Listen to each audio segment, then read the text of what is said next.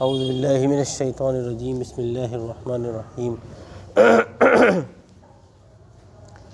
الحمد للہ رب العالمین الرحمن الرحیم مالک یوم الدین، ایاک نعبد و ایاک نستعین، اہدنا الصراط المستقیم صراط الذین انعمت علیہم غیر المغضوب علیہم ولا الضالین آمین۔ صدق اللہ العظیم۔ نحمدہ و نصلی علی رسولہ الکریم، اما بعد، رب اشرح لی صدری ویسر لی امری واحلل عقدۃ من لسانی یفقہوا قولی۔ اللہم ارنا الحق حقا وارزقنا اتباعہ، واللہم ارنا الباطل باطلا وارزقنا اجتنابہ، آمین یا رب العالمین۔ سورہ فاتحہ قرآن مجید کی پہلی سورت کی تلاوت کی گئی ہے۔ اللہ کا بڑا احسان ہے کہ اس نے ہر سال کی طرح اس سال بھی ہمیں تراویح کے قیام کی توفیق عطا فرمائی، اور گزشتہ سال بھی دورہ قرآن کے تسلسل کو اس سال بھی ہم شروع کر رہے ہیں، اور بہت اختصار کے ساتھ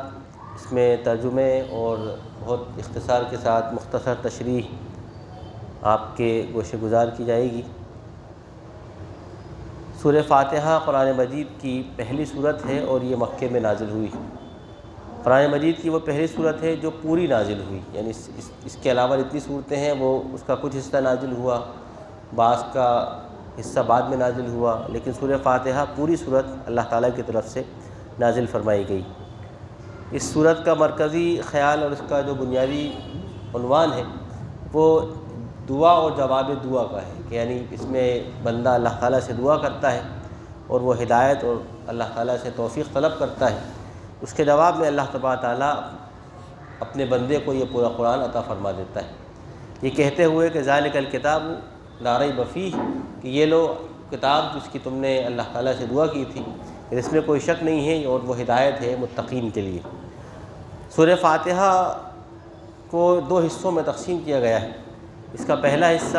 اللہ تعالیٰ سے استعانت، اللہ تعالیٰ کی کبریائی، اللہ تعالیٰ کی عظمت کا بیان ہے، اور اس کے بعد بندہ اللہ تعالیٰ کے سامنے اپنی حاجت کو، اپنی ضرورت کو پیش کرتا ہے، اور پھر اللہ تعالیٰ اس حاجت کو قبول فرما لیتا ہے، اور اللہ تعالیٰ انسان کی ہدایت کے لیے پورا کلام اتار دیتا ہے۔ یہ سورہ الفاتحہ کا خلاصے کا میں نے آپ کے سامنے پیش کیا۔ تو صرف ترجمے پر اکتفا کرتے ہیں کہ تمام تعریفیں اللہ کے لیے ہیں جو رب العالمین ہے، جو بڑا مہربان ہے، نہایت رحم کرنے والا ہے، جو روم جزا کا مالک ہے۔ ہم تیری ہی عبادت کرتے ہیں اور تجھی سے ہی مدد چاہتے ہیں، ہمیں سیدھے راستے کی ہدایت عطا فرما۔ دنیا میں جتنی نعمتیں ہیں ان سب میں سب سے عظیم نعمت اللہ تعالیٰ سے ہدایت طلب کرنا ہے، اور اسی عظیم نعمت کا سوال ہم کرتے ہیں اللہ تعالیٰ سے ہر نماز میں جب ہم سورہ فاتحہ کی تلاوت کرتے ہیں۔ اسی لیے حدیث میں یہ بات مروی ہے کہ آپ نے فرمایا کہ من لم یقرأ بفاتحۃ الکتاب فلا صلاۃ لہ، جس نے سورہ فاتحہ کی تلاوت نہیں کی اس کی نماز نہیں، یعنی اس کی اتنی اہمیت ہے کہ اس کے بغیر یا اس کی قرأت کے بغیر نماز کا کوئی وجود ہی نہیں، کیونکہ اس میں جو بنیادی بات ہے وہ یہ ہے کہ ہم صراط مستقیم کی ہدایت طلب کرتے ہیں اللہ سے، اور صراط مستقیم کون سا؟ وہ سیدھا راستہ جس پر انعام ہوا ہے چل کر لوگوں پر اللہ تعالیٰ کا،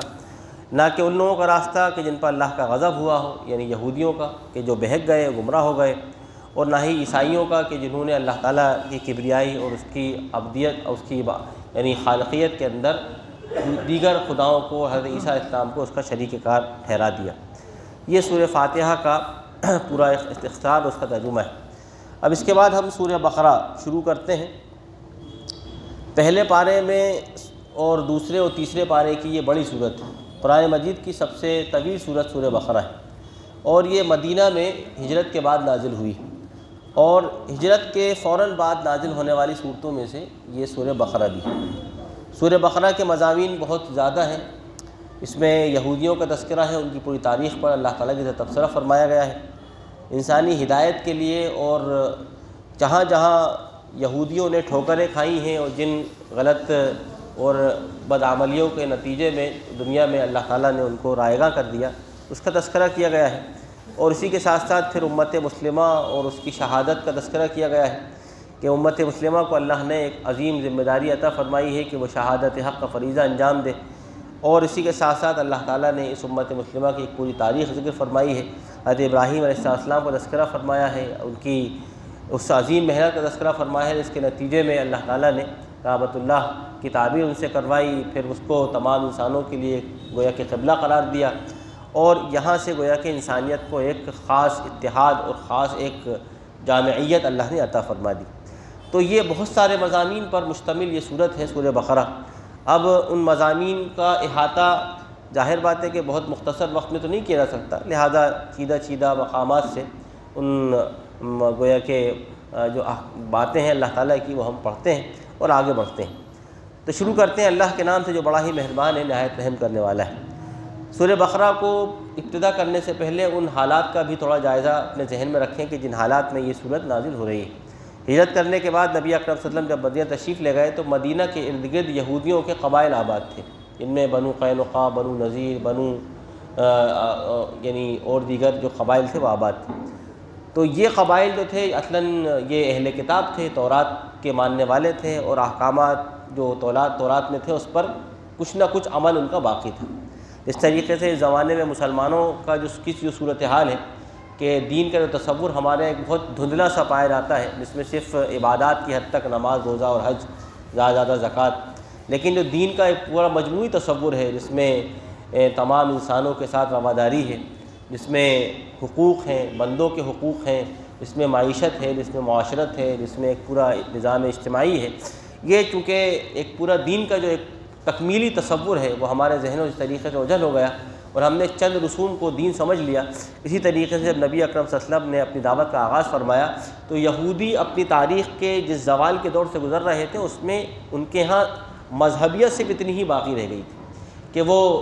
گویا کہ اپنے گرجوں میں جا کر کے اللہ تعالیٰ کی عبادت کر لیا کرتے تھے، کچھ تلمود کی تلاوت کر لیا کرتے تھے، یا زکوٰۃ غریبوں میں تقسیم کر دیا کرتے تھے۔ نماز ان کے یہاں باقی نہیں رہی تھی، صرف ایک سیٹی بجانا اور تالیاں بجانا یا چند رسوم ان کے یہاں باقی نہیں جس کو وہ ادا کر لیا کرتے تھے، اور وہ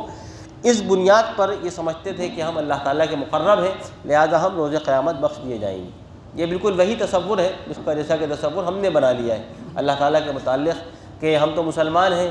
اور اس امت میں پیدا ہوئے ہیں، لہٰذا اگر ہم نے اللہ تعالیٰ کی نماز پڑھ لی، کچھ روزے رکھ لیے، کچھ زکوٰۃ دے دی تو اللہ تعالیٰ ہمیں جنت میں داخل کر دے گا۔ قرآن مجید نے ان کی اس روش پر بہت تفصیل کے ساتھ، بہت وضاحت سے ان کی اس روش کو ظاہر بھی کیا ہے، اور اسی کے ساتھ ساتھ امت مسلمہ کو یہ تنبیہ کی ہے کہ اگر تم نے باوجود اس کے کہ تمہیں اللہ کی طرف سے اب شریعت دی جا رہی ہے، اگر تم نے بھی یہی روش اور یہی طریقہ اختیار کیا تو یقیناً اللہ تعالیٰ تمہارے ساتھ بھی تمہارا بھی وہی حشر کرے گا جو اس سے پہلے اللہ تعالیٰ نے یہودیوں کا کیا کہ ان کو پوری دنیا میں ذلت اور مسکنت اور مغلوبیت عطا کر دی، تو کہیں ایسا نہ ہو کہ تمام اقوام عالم تمہیں اپنا غلام اور اپنا مغلوب کر لیں۔ تو یہ گویا کہ اس سورہ بقرہ کا بنیادی اس کا عنوان ہے، اسی کے ساتھ ساتھ دیگر باتیں جو اس میں اس عنوان کے ارد گرد گھومتی ہیں۔ تو شروع کرتے ہیں اللہ کے نام سے بڑا ہی مہربان نہایت رحم کرنے والا ہے۔ الف لام میم یہ حروف مقطعات ہیں اور بعض صورتوں سے پہلے اس قسم کے حروف آتے ہیں، اور ان کو حروف مقطعات اس لیے کہا جاتا ہے کہ یہ توڑ کر پڑھے جاتے ہیں۔ قطع یقطع کا مطلب ہوتا ہے کاٹنا، کیونکہ ان کو حروف کر کے پڑھا جاتا ہے، ان کو گویا کہ اعراب کے ساتھ نہیں پڑھا جاتا، لہذا ایسے تمام جو حروف ہمیں بعض صورتوں سے پہلے نظر آتے ہیں ان کو حروف مقطعات کہا جاتا ہے۔ ان کے معانی اور مفاہیم کے درمیان ہمارے قدیم مفسرین کے مختلف خیالات اور نظریات ہیں۔ بعض لوگ ان کے معنی متعین کرتے ہیں اور بعض لوگ اس میں خاموشی اختیار کرتے ہیں، اور بعض لوگ یہ کہتے ہیں کہ اللہ یعلم مرادہ، اللہ تعالیٰ اس کی مراد اور اس کی معنی کو جانتا ہے، اور بعض لوگ یہ کہتے ہیں کہ اصلاً یہ کچھ اشارہ ہے جو گویا کہ اس کی تفسیر ہے پورا وہ صورت جس میں یہ اشارہ اس کی طرف کیا گیا ہے۔ ذالک الکتاب لا ریب فیہ، یہ کتاب ہے اس میں کوئی شک نہیں ہے، اس میں ہدایت ہے تقوی اختیار کرنے والوں کے لیے۔ اب تقوی متقی کون ہے اس کی صفات بیان فرمائی جا رہی ہیں۔ متقی وہ ہیں جو غیب پر ایمان رکھتے ہیں، نماز قائم کرتے ہیں، زکوٰۃ ادا کرتے ہیں، یعنی جو اللہ نے مال دیا اس میں سے انفاق کرتے ہیں، یہ متقین کی صفات ہے۔ اسی کے ساتھ ساتھ ان کی صفات میں یہ بات بھی ارشاد فرمائی گئی ہے کہ جو لوگ اللہ کے نازل شدہ اس قرآن یعنی اس کتاب پر بھی ایمان لاتے ہیں اور اس سے پہلے جو کتابیں نازل کی گئی ہیں ان پر بھی وہ ایمان رکھتے ہیں، یعنی تورات، زبور و انجیل جو صحیفے ہیں ان پر بھی وہ ایمان رکھتے ہیں کہ وہ اللہ تعالیٰ کی طرف سے نازل شدہ ہیں، ان میں کسی قسم کا کوئی اختلاف نہیں کرتے، اور وہ آخرت پر یقین رکھتے ہیں کہ ایک دن یہ دنیا ختم ہوگی، ہمیں اپنے اعمال کا حساب و کتاب اللہ تعالیٰ کے سامنے دینا ہوگا۔ اس تصور کے ساتھ وہ زندگی گزارتے ہیں، ان کو متقین کہا جاتا ہے۔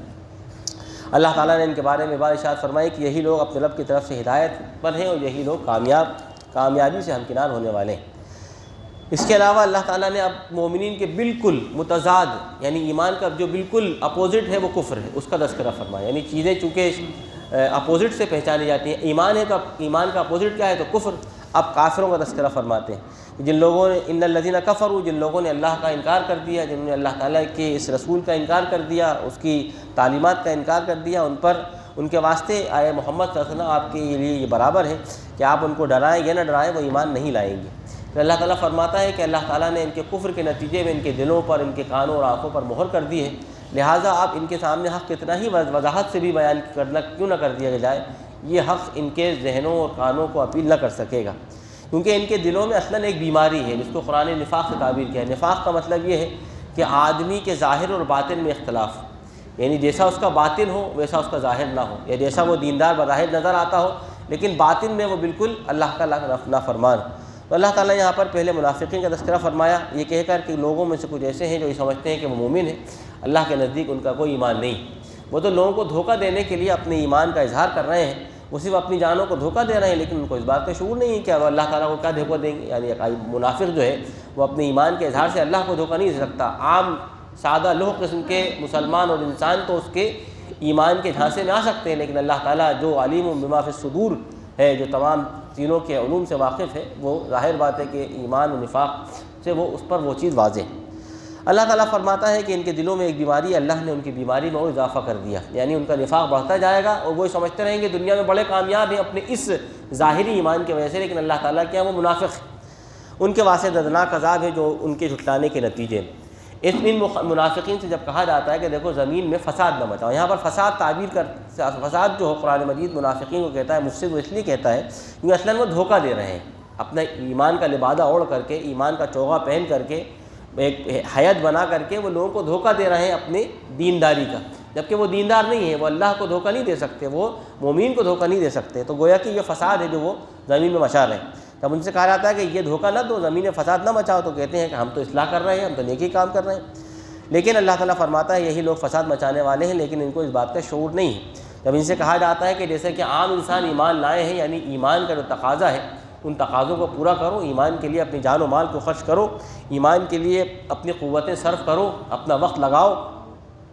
تو کہتے ہیں کہ ہم ان بیوقوفوں کی طرح ایمان لے آئیں۔ یعنی منافقین تو کہتے تھے کہ بھائی اگر لبادہ اوڑھ لینے سے، ایمان کا ایک اسٹرکچر بنا لینے سے، ایک دیندار بن جانے سے جب سارے کام چل رہے ہیں تو حقیقی دیندار بننے کا کیا فائدہ، کہ اس میں تو پھر قربانی دینا پڑتی ہے نا، مال کی بھی قربانی دینا ہے، جان کی بھی قربانی دینا ہے، اپنے مزاج کی بھی قربانی دینا ہے، اپنے مسائل جو دین کے ہیں ان مسائل کے لیے جد و جہد کرنا ہے۔ تو یہ والا اسلام تو مشکل ہے، یہ آسان ہے کہ لبادہ اوڑھ لو، کرنا کچھ نہ پڑے، لوگ دیندار بھی سمجھتے رہیں۔ تو وہ کہتے تھے کہ یہ بیوقوفوں والا اسلام ہمیں پسند نہیں ہے، وہ والا اسلام جو ہم نے اختیار کر لیا ہے۔ اللہ تعالیٰ فرماتا ہے کہ یہ لوگ بیوقوف ہیں لیکن یہ اس بات کو نہیں جانتے۔ ان سے جب یہ لوگ مومنین سے ملتے ہیں تو کہتے ہیں ہم ایمان والے ہیں، جب یہ اپنے سرکش شیاطین جیسے انسانوں کے ساتھ جا ملتے ہیں تو کہتے ہیں کہ ہم تمہارے دوست ہیں، تمہارے ساتھی ہیں، ہم تو صرف مسلمانوں کے ساتھ مذاق کرنے کے لیے ان کے ساتھ جڑ جاتے ہیں، ان کو دھوکہ دینے کے لیے اپنے دینداری، اپنے ایک لبادے کے ذریعے سے۔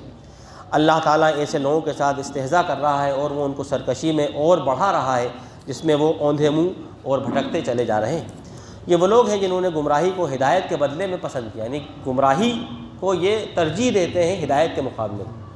اللہ تعالیٰ فرماتا ہے تو ایسی تجارت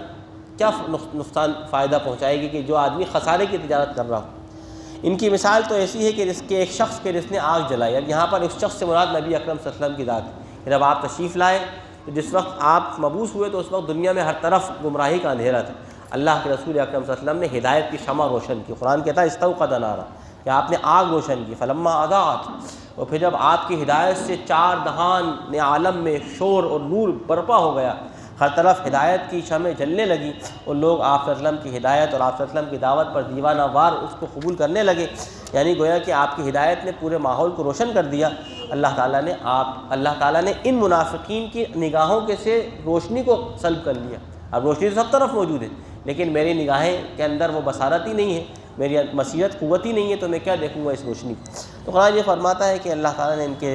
ان کے بصیرت کو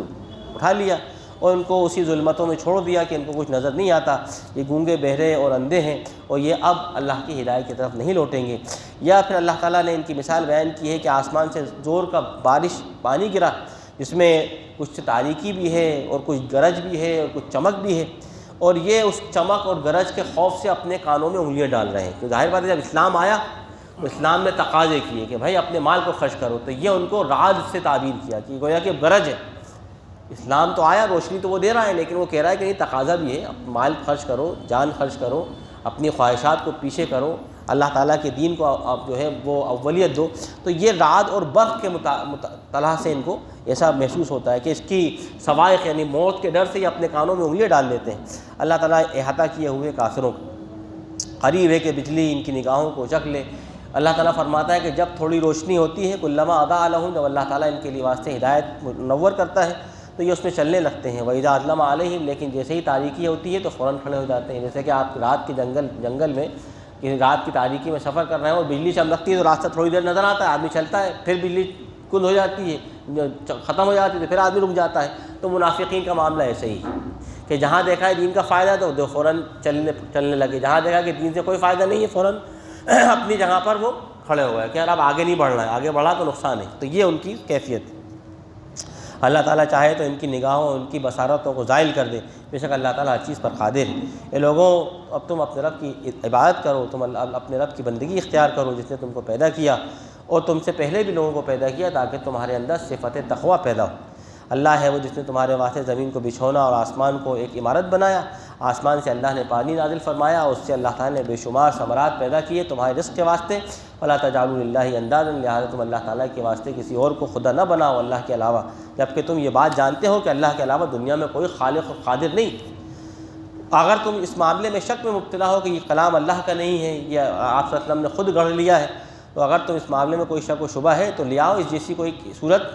جو ہم نے نازل کی ہمارے بندے پر، اس جیسی کوئی لے کر آؤ، پیش کرو۔ اور تم اللہ تعالیٰ تم سے کہتا ہے کہ تم اپنے تمام دوستوں کو، تمام اپنے حواریین کو اور اپنے تمام ساتھیوں کو جمع کرو کہ وہ کوئی ایسی صورت یا کوئی ایک ایسی بات کہہ سکے اللہ کے علاوہ، اگر تم واقعی سچے ہو اپنے دعوے میں۔ قرآن نے یہ بات بھی ارشاد فرمائی کہ فَإِن لَمْ تَفْعَلُوا، چونکہ یہ نہ کر سکے ہیں آج تک، اب اس دعوے کو، چیلنج کو پورا نہیں کر سکے اور ہرگز یہ آگے بھی اس چیلنج کو پورا نہیں کر سکیں گے، تو تم اس آگ سے ڈرو کہ جس کا ایندھن لوگ اور پتھر ہیں، وَأُعِدَّتْ لِلْكَافِرِينَ، جو کافروں کے لیے تیار کی گئی ہے۔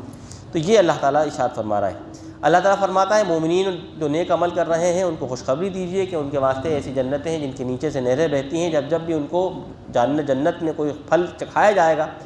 تو وہ کہیں گے کہ اس سے پہلے بھی ہمیں یہ پھل چکھایا گیا ہے۔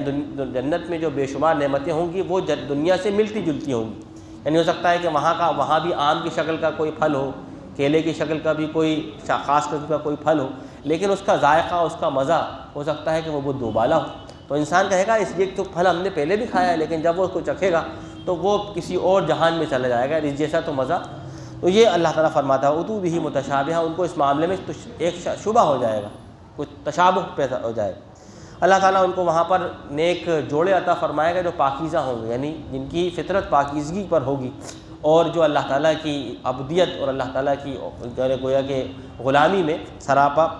چور ہوں گے۔ وَهُمْ فِيهَا خَالِدُونَ، یہ اس میں ہمیشہ ہمیشہ رہیں گے مسلمان۔ اللہ تعالیٰ فرماتا ہے کہ اللہ تعالیٰ کسی مچھر کی مثال بیان کرنے سے نہیں شرماتا۔ مشرکین یہ کہا کرتے تھے کہ یہ کیسا کلام ہے آپ صلی اللہ علیہ وسلم کا، مچھر مکھی ان سب کی باتیں آتی رہتی ہیں۔ تو اللہ تعالیٰ نے فرمایا کہ اللہ تعالیٰ کسی اپنی مخلوق کی مثال بیان کرنے میں شرماتا نہیں، وہ خالق ہے، وہ جس کی چاہے مثال بیان کرے، مکھی کی بیان کرے، مچھر کی بیان کرے، یا مکڑی کی بیان کرے، یا کسی مچھلی کی بیان کرے، وہ اللہ تعالیٰ ہے، خالق ہے، وہ جو چاہے کرے، فعال لما یرید، جو چاہتا ہے کرتا ہے، اس سے کوئی سوال نہیں کر سکتا۔ جو لوگ ایمان لائے ہیں تو وہ جان لیں کہ بے شک ان کے رب کی طرف سے یہ قرآن حق ہے، اور جو لوگ کفر کرتے ہیں تو وہ یہ کہتے ہیں کہ اللہ تعالیٰ نے ایسی مثالیں کیوں بیان کرتا ہے۔ اللہ تعالیٰ جواب دیتا ہے کہ ایسے اس لیے تاکہ بہت سے لوگ ان مثالوں میں اپنے ذہن کو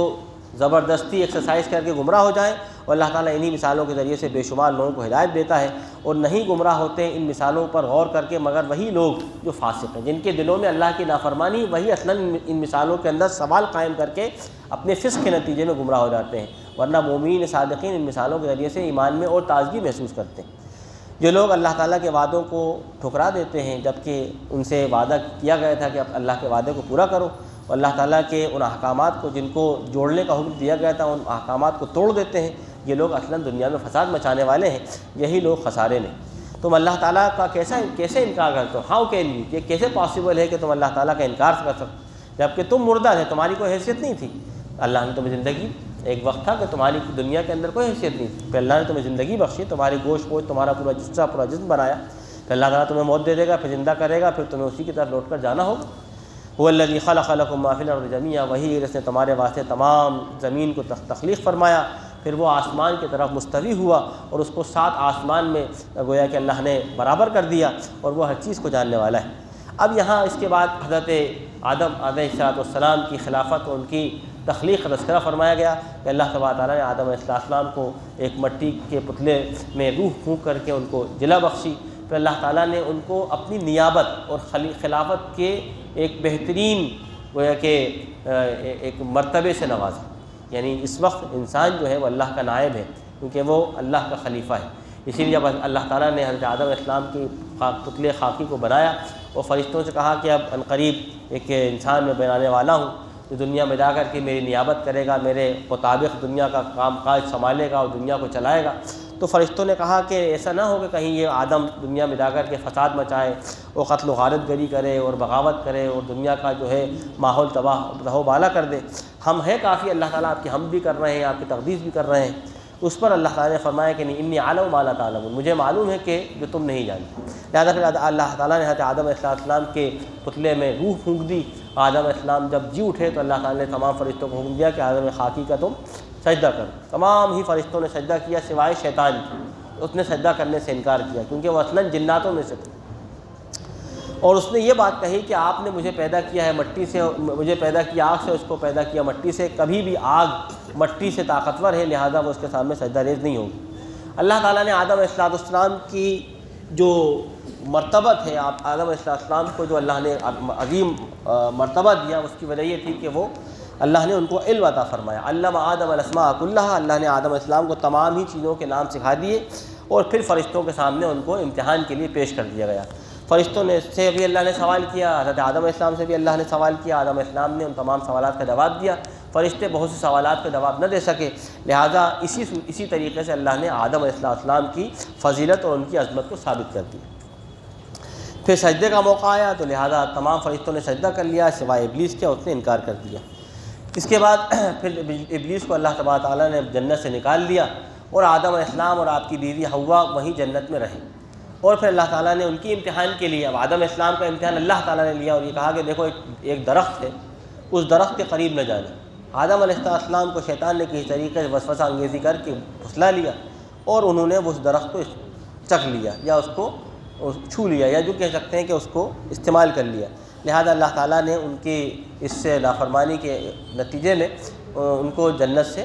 کہا کہ اب تم جنت سے جاؤ دنیا کی طرف۔ اصلاً اللہ تعالیٰ نے آدم علیہ السلام کو دنیا کی خلافت کے لیے پیدا کیا تھا، لہذا ان کو دنیا کی خلافت عطا فرما کے ان کو دنیا میں بھیج دیا گیا۔ حضرت آدم علیہ السلام کو اپنے گناہ کا جب علم ہوا اور کچھ احساس ہوا تو انہیں اللہ تعالیٰ سے دعا کہ ربنا تقبل منا انک انت السمیع العلیم، کہ ربنا ظلمنا انفسنا، اے رب ہم نے اپنی جانوں پر ظلم کیا، فإن لم تغفر لنا وتکونن من الخاسرین، اگر آپ نے ہمارے گناہوں کو نہ بخشا تو ہم یقیناً خسارہ اٹھانے والوں میں سے ہو جائیں گے۔ پھر اس کے بعد اللہ تعالیٰ نے یہ بات ارشاد فرمائی کہ اب اے تمام انس اور جن دنیا میں جاؤ، اور وہیں اب تمہارا مستقر ہے، وہی تمہارا ٹھکانہ ہے، ایک وقت تک میں نے تمہارے قدر کو وہاں مقرر کر دیا ہے، لہذا اپنا وقت وہاں گزار کر کے اب میری اطاعت کر کے جو لوٹے گا یقیناً وہ پھر جنتوں میں ہمیشہ ہمیشہ رہے گا۔ یہ آدم علیہ السلام کا تذکرہ کرنے کے بعد پھر اللہ تبارک تعالیٰ نے یہودیوں کی تاریخ کے باب کو اب شروع کر دیا، اوپن کر دیا، اور یہاں پر بنی اسرائیل کے ان تاریخی واقعات کا تذکرہ فرمایا تسلسل کے ساتھ کہ جہاں انہوں نے حضرت موسیٰ علیہ السلام کی ایک عظیم نعمت، یعنی جو اصلاً وہ فرعون کی غلامی میں مبتلا تھے، حضرت موسیٰ علیہ السلام نے ان کو فرعون کی غلامی سے نکالا اور ان کو پھر آزاد کر دیا۔ اس کے باوجود انہوں نے پھر حضرت موسیٰ علیہ السلام کے احکامات اور تورات میں بتائے ہوئے تمام قوانین کی خلاف ورزی کی، جس کے نتیجے میں درجہ بدرجہ اور گویا کہ سال در سال اور گویا کہ صدیاں در صدیاں وہ اس طریقے سے غلام بنا لیے گئے کہ جب حضرت یعنی ایک وقت وہ آیا کہ پھر وہی بیت المقدس میں اللہ تعالیٰ نے ان کو سلطنت عطا فرمائی تھی، وہاں پر ٹائٹس نے آ کر کے ان کو اتنا بڑے پیمانے پر قتل و غارت کری کہ گویا کہ ایک ایک دن میں لاکھوں یہودیوں کو اس نے قتل کر دیا، اور وہاں اس نے بیت المقدس سے پورے یہودیوں کو باہر کر دیا، اور اس زمانے سے پھر یہودی جو ہیں وہ بیت المقدس میں دوبارہ آباد نہ ہو سکے۔ تو یہ پوری تاریخ ہے جو یہودیوں کی ان کی جو نافرمانیاں ہیں اس کا تذکرہ فرمایا جاتا ہے۔ اللہ تعالیٰ پہلے بنی اسرائیل پر اپنی نعمتوں کا ذکر کرتے ہوئے یہ ارشاد فرماتا ہے کہ میں نے تم سے ایک وعدہ لیا ہے، لہٰذا تم مجھ سے جو تم نے وعدہ کیا ہے اس وعدے کو تم پورا کرو اور مجھ سے ڈرو۔ اگر تم مجھ سے کیے ہوئے وعدے کو پورا کرو گے تو یقیناً میں بھی تمہارے ساتھ اپنے کیے ہوئے وعدے کو پورا کر دوں گا، اور میں تم پر نعمتوں کو اور بڑھا دوں گا، اور تم ایمان لاؤ اللہ تعالیٰ کی اس نازل کردہ کتاب یعنی قرآن مجید پر جو ان احکامات کی تصدیق کرتے ہوئے نازل کیا گیا ہے جو تورات میں، یعنی قرآن مجید کوئی نئی کتاب نہیں ہے، اس میں کوئی نئے احکامات ذکر نہیں کیے گئے، بلکہ اس میں وہی باتیں ہیں جو تورات میں اللہ تعالیٰ نے حضرت موسیٰ علیہ السلام کو شریعت میں عطا فرمائی تھی۔ یہ الگ بات ہے کہ اس میں ان آیات میں جس میں یہودیوں نے تحریف کر دی تھی اس کو پھر بالکل یعنی اس تحریف سے خارج کر کے اس کو بالکل واضح طور پر اللہ تعالیٰ نے نازل فرمایا، اور یہ کہا کہ دیکھو اس پر ایمان لاؤ اور کافر نہ بنو، وَلَا تَشْتَرُوا بِآيَاتِي ثَمَنًا قَلِيلًا، اور میری آیات کو تھوڑی موڑی قیمتوں میں نہ بیچو اور مجھ سے ڈرو، اور دیکھو حق اور باطل میں گڈمٹ نہ کرو۔ حق یہ ہے جو محمد صلی اللہ علیہ وسلم پیش فرما رہے ہیں، اور باطل وہ ہے جس دین پر تم چل رہے ہو، لہذا اس باطل کو چھوڑ کر اس حق کی اتباع کرو، اور حق کو نہ چھپاؤ اگر تم واقعی جانتے ہو۔ نماز قائم کرو، زکوٰۃ ادا کرو، رکوع کرنے والوں کے ساتھ رکوع کرو، کیونکہ نماز بھی انہوں نے ضائع کر دی تھی، زکوٰۃ وہ دیتے نہیں تھے، اور زکوٰۃ اگر جو ان کی نماز بھی تھی تو وہ خالی کیا دی، قیام تھا۔ جیسے کہ آج آپ دیکھیں گے کہ کرسچنس کے جو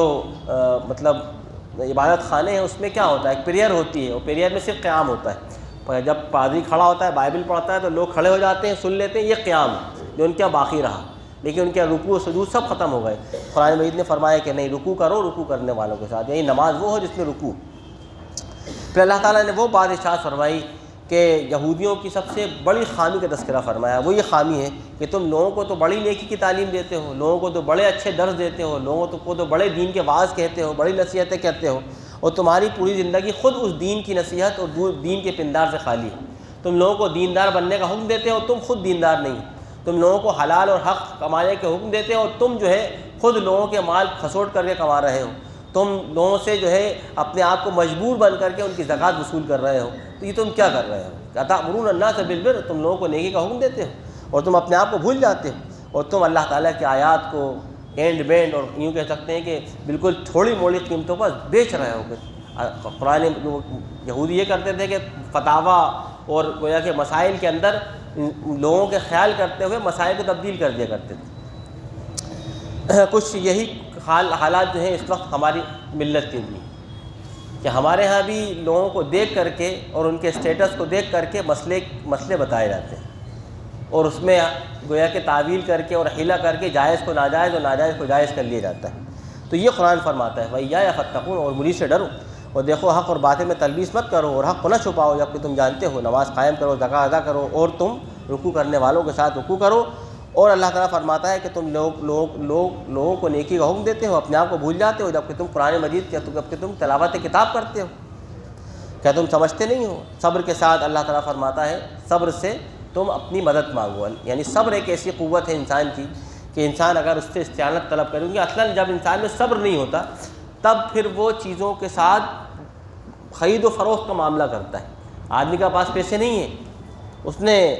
اب ظاہر بات ہے کہ حلال طریقے سے بہت کچھ کمائی حاصل نہیں ہو سکتی، تو اس نے حرام کا طریقہ اختیار فرمایا، کیونکہ اس کی ضروریات اتنی زیادہ ہو گئی ہیں کہ اب وہ ان پر ثابت قدمی نہیں دکھا سکتا، لہٰذا اب وہ اپنی ضروریات کے پورا کرنے کے لیے پھر ناجائز کا اور حرام کا اور دیگر ذرائع کا بھی سہارا لیتا ہے۔ اور یہاں صبر جو عربی زبان کا معنی ہے وہ یہ ہے کہ دین حق کے لیے انسان کو ہمیشہ استقامت کے ساتھ لگے رہنا، دین حق کو سمجھنا اور اس پر قائم رہنا اور اس کی جد و جہد کرتے رہنا، اس سے کبھی بھی دستبردار نہ ہونا، یہ صبر ہے۔ اور نماز سے اللہ تعالیٰ فرماتا ہے کہ مدد چاہو اس کے، بے شک یہ بہت بڑی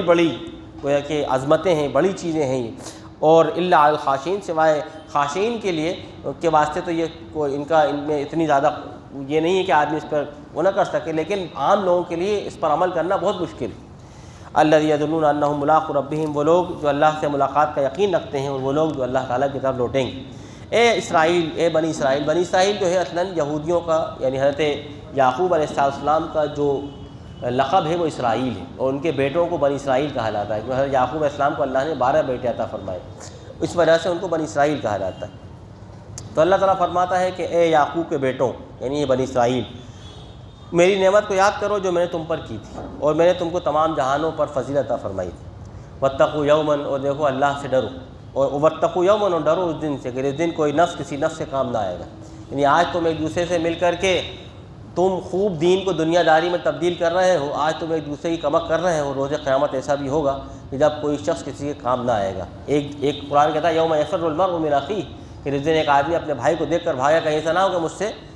اس کا کوئی معاملہ نکل آئے اور میں یہاں پر بالکل نامراد ہو جاؤں۔ تو اللہ فرماتا ہے اس دن سے ڈرو کہ اس دن کوئی نفس کسی نفس سے کام نہ آئے گا، اور کسی کی شفاعت، کسی کی سفارش اللہ کے یہاں نہ چلے گی، اور نہ ہی کوئی معاوضہ اللہ تعالیٰ کے یہاں دے کر آدمی چھوٹ پائے گا، اور نہ ہی وہاں پر کسی کی مدد کی جائے گی۔ اور دیکھو جب یاد کرو اللہ کا وہ احسان جب ہم نے تمہیں فرعون کے سخت ترین عذاب سے نجات دی تھی، فرعون تمہیں غلام بنایا ہوا تھا، ہم نے تم کو تمہاری اس غلامی سے نکالا، وہ تمہیں طرح طرح کے عذاب دیا کرتا تھا، تمہارے بیٹوں کو ذبح کرتا تھا، تمہاری عورتوں کو اپنے پاس غلام بنا کر کے ان پر جو ہے ظلم کیا کرتا تھا، تم اس وجہ سے بڑی سخت ترین آزمائش میں مبتلا تھے۔ ایک زمانے تک یہودی اسی طریقے سے، یعنی حضرت یوسف علیہ السلام کے تقریباً 200 سال تک تو بنی اسرائیل مصر کے اندر بہت اچھی زندگی گزارتے رہے، لیکن جب ان کے اندر عقائد کے اعتبار سے، اخلاق کے اعتبار سے، ایمانیات کے اعتبار سے، معاملات کے اعتبار سے جب وہ پورے طور پر زوال سے گزر رہے تھے، لہذا پھر یہ ہوا کہ جو اصل باشندے تھے مصر کے، قبطی اور فرعون، انہوں نے پھر بنی اسرائیل کو اپنا غلام بنا لیا، اور اتنا زبردست غلام بنایا، اور وہی غلامی کی کیفیت ہے جو اس وقت ہندوستان میں ہے مسلمانوں کی۔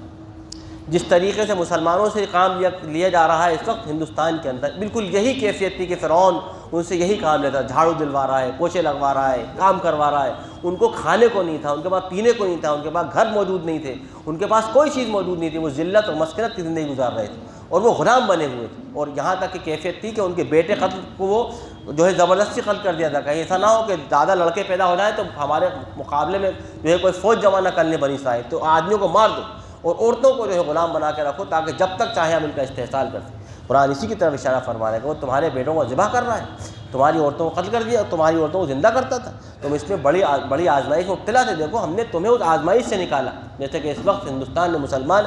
درجہ بدرجہ غلامی کی طرف بڑھ رہے ہیں،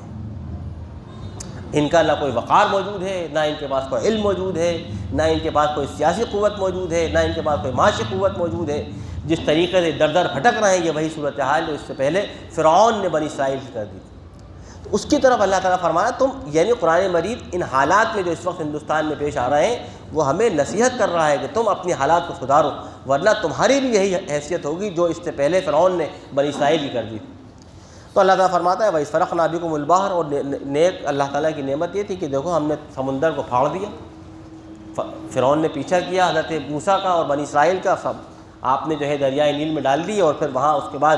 حضرت موسیٰ السلام کو اللہ تعالیٰ نے بچا لیا، فرعون کو ڈبو دیا، اور اللہ تعالیٰ نے فرعون کو غرق کر دیا، اور تم یہ سب دیکھ رہے تھے اپنے سامنے۔ اور دیکھو ہم نے موسیٰ سے 40 راتوں کا وعدہ کیا، حضرت موسیٰ السلام میقات پر گئے اللہ تعالیٰ سے گفتگو کرنے، اللہ تعالیٰ سے تورات لینے، اس کو قرآن نے 40 لیلہ کہا، 40 راتیں۔ پھر تم نے کیا کیا کہ حضرت موسیٰ تو چلے گا اللہ تعالیٰ سے میقات معلوم پر گفتگو کرنے اور تورات لینے، یہاں پر بنی اسرائیل نے کیا کیا، ایک بچھڑے کو اپنا خدا بنا لیا، ایک گائے کی پرستش شروع کر دی۔ یہ جو گھوسلہ پرستی ہے اصلاً یہ بڑی تاریخ ساز، یعنی یہ کوئی تاریخی حیثیت ہے اس کی، یعنی بنی اسرائیل نے ایک زمانے میں گائے کو پوجا اور بچھڑے کی اتباع کی، اور آپ دیکھیے کہ اس وقت یعنی اس وقت ہمارے اس ہندوستان میں، اس ملک عزیز میں ہمارے سامنے سب سے بڑا چیلنج ہے وہ یہی جو ہے گھوسلہ پرستی، یعنی دھیرے دھیرے اس حد تک آپ کو لے آیا جائے کہ آپ کے نوجوان، آپ کے آنے والی نسل کہیں نہ کہیں اس طریقے سے کمپرومائز کر لے کہ آج جو فلاں چیز ہے، یعنی فلاں جو ہے وہ واقعی ہو سکتا ہے کہ یہ ماتا ہو یا فلاں ہو۔ تو اللہ تعالیٰ فرما رہا ہے کہ نہیں، کہ دیکھو جب تم نے وہ بچھڑے کو تم نے اپنا معبود بنا لیا، اس سے تم دعائیں کرنے لگے، جبکہ تم اپنے اوپر ظلم کر رہے تھے، پھر بھی ہم نے تم کو بخش دیا، اور ہم نے تم پر انعام کیا تاکہ تم اللہ کا شکر ادا کرو، اور ہم نے موسیٰ کو کتاب عطا فرمائی جو فرقان ہے، فرقان مطلب جو فرق کرتی ہے، سچائی کیا ہے، جھوٹ کیا ہے، حق کیا ہے، باطل کیا ہے۔ اللہ تعالیٰ نے تورات میں یہ باتیں ارشاد فرمائی، جیسے کہ قرآن مجید اللہ نے فرقان بنایا تاکہ تم ہدایت پر ہو۔ حضرت موسیٰ نے اپنی قوم سے کہا کہ دیکھو تم نے یہ بہت بڑا ظلم کیا کہ تم نے بچھڑے کو پوجنا شروع کر دیا، اب تم اپنے رب سے توبہ کرو۔ اب تمہارے توبہ کا طریقہ یہ ہے کہ تم میں سے ہر ایک شخص دوسرے کو قتل کرے، فاقتلوا انفسکم، اپنے آپ کو قتل کرو۔ بعض مفسرین کا خیال ہے کہ یعنی سوسائڈ کرو، لیکن طریقہ یہ تھا کہ ایک آدمی دوسرے کو قتل کر دے، جس نے بچھڑے کی عبادت کی ہے اور جس نے نہیں کی ہے تو جس نے نہیں کی ہے وہ دوسرے کو قتل کر دے۔ یہ اللہ تعالیٰ کے نزدیک، تمہارے رب کے نزدیک خیر ہے تمہارے واسطے، تاکہ اللہ تعالیٰ تمہارے اس گناہ کو توبہ قبول کر لے، بے شک وہ توبہ قبول کرنے والا، رحم کرنے والا ہے۔ اور دیکھو تم نے جب موسیٰ سے کہا کہ ہم اے موسیٰ تمہارے نبی ہونے کی ہم یقین نہیں کریں گے، تمہارے ایمان لانے پر ہم یقین نہیں کریں گے یہاں تک کہ ہم اللہ تبارک تعالیٰ کو جہرتاً یعنی اپنے سامنے دیکھیں۔ موسیٰ سے حضرت یعنی بنی اسرائیل نے کہا کہ اگر ہمیں تمہیں اسی صورت میں نبی مانیں گے جب ہمیں تم اللہ تعالیٰ کو اپنے سامنے دکھا دو۔ اللہ تعالیٰ فرماتا ہے کہ فوراً ان کو چیخ نے پکڑ لیا اور تم اس بات کو دیکھ رہے تھے۔ پھر ہم نے تم کو موت سے زندگی دے دی تاکہ تم شکر گزاری اختیار کرو۔ پھر ہم نے، اللہ تعالیٰ فرماتا ہے، میدان تیہ میں تم پر کتنے انعامات کیے کہ تم پر بادلوں کا سایہ ہو گیا، آسمان میں من و سلوہ اتارا گیا تاکہ تم وہاں کھاؤ، زندگی گزارو اور اپنی بقیہ جو حیات ہے اس میں تم بہتر زندگی گزار سکو۔ پھر تم سے ہم نے کہا کہ جاؤ دمشق یا شام کے اندر داخل ہو جاؤ، اللہ تعالیٰ تمہیں وہاں ایک ملک دینا چاہتا ہے، تم نے انکار کر دیا اور کہا کہ ہم وہاں داخل نہیں ہو سکتے، وہ تو بڑے طاقتور لوگ ہیں وہاں رہا کرتے ہیں۔ تو اللہ تعالیٰ نے پھر اس کی وجہ سے ان پر یعنی یہودیوں کے اوپر ایک خاص قسم کی ان کو سزا دی، کہا کہ نہیں اب تم اس میدان تیہ میں، اس میدان میں جس کو وہ عبور کر کے مصر سے آئے تھے، اس میدان میں ان کو 40 سال تک کہا کہ اب تم اسی میدان میں بھٹکو گے، یہاں تک کہ پھر وہ اسی میدان میں 40 سال تک بھٹکتے رہے۔ لیکن اللہ تبارک تعالیٰ نے پھر وہاں پر بھی اپنی نعمتیں ان کے ساتھ شامل حال کیں، آسمان ان کے اوپر سایہ فگن ہوا اور آسمان سے من و سلوہ نازل ہوا۔ اللہ تعالیٰ نے موسیٰ علیہ السلام نے ایک جو ہے صخرہ، ایک اس پر یعنی ایک چٹان پر آپ نے عصا مارا تو اس سے باہر چشمے جاری ہو گئے، ہر قبیلہ اپنے چشمے سے پانی پینے لگا۔ اس طریقے سے بھی اللہ تعالیٰ نے ان کے ساتھ نعمتوں کا معاملہ فرمایا۔ کلوا واشربوا من رزق اللہ ولا تعثوا فی الارض مفسدین، اللہ تعالیٰ فرماتا ہے کھاؤ اور پیو لیکن دنیا میں فساد نہ مچاؤ۔ ختم ہو گیا ہے کہ اس کو پھر سے اوپن کر دیے۔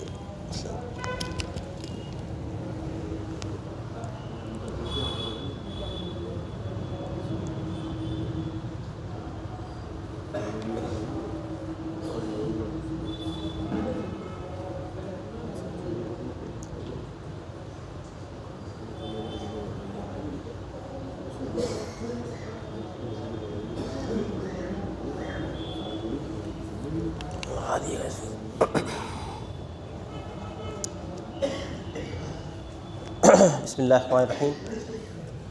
پھر یہودیوں نے کہا کہ موسیٰ علیہ السلام سے کہ ایک زمانے سے ہم یہ من و سلوہ کھا رہے ہیں، اللہ تعالیٰ سے دعا کیجیے کہ کچھ کھانے کا انتظام فرمائے۔ تو اللہ تعالیٰ نے ان کے واسطے کچھ دالیں، کچھ لہسن، کچھ پیاز، کچھ چیزیں عطا فرما دی اور کہا کہ یہ بو کھاؤ، زندگی گزارو۔ اگر تمہیں اچھی زندگی گزارنا ہے تو تمہیں ارض مقدسہ میں داخل ہونا پڑے گا اور تمہیں وہاں پر جا کر کے اپنی پوری زندگی، اپنی سوشل لائف گزارنا پڑے گی۔ لیکن چونکہ وہ اس سے انکار کر چکے تھے لہٰذا وہ اسی ایک خاص قسم کی ذلت اور مسکنت میں اللہ تعالیٰ کی طرف سے مبتلا رہے۔ ان الذین آمنوا والذین ہادوا، اللہ تعالیٰ فرماتا ہے کہ اللہ تعالیٰ نے یہ دین جو قرآن مجید کی صورت میں اللہ تعالیٰ نے نازل فرمایا، یہ دین کے بارے میں اللہ تعالیٰ فرماتا ہے کہ جو لوگ ایمان لے آئے، پھر چاہے وہ یہودی ہوں، عیسائی ہوں یا صابئین ستارہ پرست ہوں، اگر وہ ایمان لے آتے ہیں تو اور اللہ پر ایمان لے آنے کے بعد نیک عمل کرتے ہیں تو پھر ان کے اجر اللہ تعالیٰ کے ہاں پورے طور پر وہ مستحق اجر ہیں اور نہ تو ان پہ خوف ہوگا اور نہ ہی وہ غمگین ہوں گے۔ اور دیکھو جب ہم نے تم سے ایک وعدہ لیا تھا اور تم پر طور کو اٹھا دیا تھا، یعنی حضرت موسیٰ علیہ السلام اور ان کی بنی اسرائیل سے وعدہ لیا کہ دیکھو جو تورات تمہیں دی جا رہی ہے، اس کے جو احکامات ہیں اس کو اپنے دانتوں سے پکڑ لو گے اور ان احکامات پر عمل کرو گے، ذرہ برابر ان احکامات سے انحراف نہیں کرو گے، جو احکام جو تمہیں حکم دیا گیا ویسا کرو گے، اگر نہیں کرو گے تو ابھی یہ طور جو ہے تم پر اٹھا کر کے تمہیں یہیں پیس دیتے ہیں۔ تو تم نے کیا کیا تھا؟ تم نے اس کو تورات کے احکامات کو کہا کہ ٹھیک ہے ہم لے لیتے ہیں۔ پھر کیا ہوا کہ تھوڑی دیر بعد ثم تولیتم من بعد ذلک، جیسے ہی تم واپس اپنے گھروں کو پہنچے اور تم نے اللہ تعالیٰ فرماتا ہے کہ اور احکامات کو پچھے پوچھ ڈال دیا۔ فلولا فضل اللہ علیکم، پھر بھی اللہ کا فضل اگر تمہارے ساتھ نہ ہوتا تو اللہ تعالیٰ تمہیں اسی وقت سخت سزا میں مبتلا کر دیتا۔ وَلَقَدْ عَلِمْتُمُ الَّذِينَ اعْتَدَوْا مِنْكُمْ فِي السَّبْتِ، اللہ تعالیٰ جانتا ہے تم میں سے ان لوگوں کو جنہوں نے سنیچر کے دن کو قرآن فرماتا ہے جس میں اللہ تعالیٰ کی حکم کی ترتابی کی۔ اللہ نے فرمایا تھا کہ سنیچر کا دن بنی اسرائیل کے لیے عبادت کا دن ہے، اس میں نہ وہ کھائیں، اس میں نہ وہ کوئی معاشی جدوجہد کریں گے، صرف وہ اللہ تعالیٰ کی عبادت کریں گے۔ جیسے کہ مسلمانوں کے لیے اللہ تعالیٰ نے یوم الجمعہ مقرر کیا، اور یوم الجمعہ کا مطلب یہ ہے کہ اللہ تعالیٰ یہ چاہتا ہے کہ مسلمان اس دن اجتماعی طور پر اللہ کی عبادت اور اللہ تعالیٰ کی عبدیت اختیار فرمائے۔ اسی لیے اللہ تعالیٰ نے ارشاد فرمایا کہ جمعے کی نماز سے پہلے تو آدمی پورے طور پر اللہ تعالیٰ کی طرف یکسو ہو، اور پھر جب نماز جمعہ ختم ہو جائے، قرآن فرماتا ہے کہ جب نماز یہ جمعہ ختم ہو جائے تو پھر تم اللہ تعالیٰ کے فضل تلاش کرنے کے لیے دنیا زمین میں پھیل جاؤ، اور یعنی اپنی معاشی جدوجہد کرو۔ تو پھر سنیچر کے دن یہودیوں کے لیے متعین کیا طریقے، انہوں نے کیا کیا کہ سنیچر کے دن ہی اور زیادہ شکار کرنا شروع کر دیا، اور زیادہ دکانیں اور اپنے معاشی جدوجہد کر دی۔ تو اللہ تعالیٰ نے ان کی اس نافرمانی کی وجہ سے ان کے ایک بڑے حصے کو بندروں میں تبدیل کر دیا۔ تو اللہ تعالیٰ فرماتا ہے کہ پھر ہم نے اس کو ایک لوگوں کے آنے والی نسلوں کے لیے ایک عبرت کا مقام بنا دیا، اور ان لوگوں کے لیے بھی جو اس وقت ان کو دیکھتے تھے، اور وہ ایک نصیحت متقین کے لیے۔ حضرت موسیٰ نے اپنی قوم سے کہا، ایک واقعہ پیش آ گیا تھا، کسی شخص کو قتل کر دیا، مقتول کا پتہ نہیں چلتا، مقتول ہو گیا، اس کا قاتل کون ہے یہ پتہ نہیں چل رہا تھا۔ بنی اسرائیل آپ سے حضرت موسیٰ کے پاس آئے اور کہا کہ اس کا قاتل پتہ نہیں چلتا ہے، تو آپ کچھ تدبیر بتائیے۔ تو حضرت موسیٰ السلام کو اللہ تعالیٰ نے حکم دیا کہ ان سے کہو کہ گائے کی قربانی کریں۔ اب گائے کی قربانی کرنے کا کیوں حکم دیا؟ کیونکہ اصلاً کیا تھا کہ بنی اسرائیل اس وقت تک کیونکہ مصر کے اندر رہتے وہاں کے بے شمار خداؤں سے بہت زیادہ متاثر ہو گئے تھے، اور جب مصر سے نکل کے آئے تو یہاں پر جو یعنی گویا کہ مصر کے نکلنے کے بعد جو اس طرف یعنی سینا کے صحرائے سینا کے اندر جو قومیں آباد تھیں وہ اصلاً بہت ساری خداؤں کی بات کریں، جس میں سب سے بڑا خدا ان کے یہاں بال تھا، یعنی بیل کی شکل کا ایک خدا، اور گائے کی باقاعدہ پوجا ہوتی، تو وہ بہت متاثر ہو گئے تھے گائے اور بیل سے۔ بعض روایت میں آتا ہے کہ وہ گویا کہ گائے کو اپنا خدا سمجھنے لگے، تو اللہ تعالیٰ نے فرمایا کہ نہیں، اب تمہیں اسی گائے کو قربان کرنا پڑے گا جس کی تم پرستش کرتے ہو۔ تو کہا کہ دیکھو تم ایسا کرو، ایک گائے ذبح کرو۔ تو لوگوں نے کہا کہ آپ گائے کیسے ذبح کریں، کیونکہ وہ گائے تو ذبح کر نہیں سکتے تھے، کیونکہ گائے تو ان کے یہاں ایک بہت ہی زیادہ مذہب یا یوں کہہ سکتے ہیں ایک دھارمک بن گئی تھی کہ بھائی کیسے ذبح کریں۔ اب ان کے لیے ایک بڑی آزمائش تھی، تو انہوں نے کہا کہ پھر آپ آزمائش سے بچنے کے لیے پھر طرح طرح کے سوال کریں، گائے کیسی ہو، کتنی عمر کی ہو، جوان ہو کہ بوڑھی ہو، کیا ہو۔ تو اللہ تعالیٰ نے کہا کہ ایسی ہو وہ بوڑھی نہ ہو، بالکل جوان ہو، اس نے کبھی کھیتی نہ کی ہو، یہ ہو، بہت جیسے وہ سوال کرتے ہیں اللہ تعالیٰ نے ویسے ویسے جواب دیے۔ پھر اللہ تعالیٰ نے فرمایا کہ فاقع لونھا، کہ اس کا رنگ ایسا ہو کہ جو دیکھنے والوں کو بھلا محسوس ہوتا ہو، اور صفرا پیلے کلر، کیونکہ ان کے خاص قسم کی گائے کے رنگ کے ساتھ اس کی پرستش ہوتی ہے۔ آپ نے فرمایا اسی زرد کلر کی گائے کو تمہیں ذبح کرنا پڑے گا، لہذا آخرکار وہ ان کو مجبور ہو کر کے وہ ذبح کرنا پڑی گائے، اور یہ اس لیے تھا کہ تاکہ ان کے ذہن میں جو گائے کی پرستش بٹھا دی گئی ہے اس پرستش کو ان کے ذہنوں سے ختم کیا جائے۔ اور یہ ظاہر بات ہے کہ ایسے ہی ہوتا ہے کہ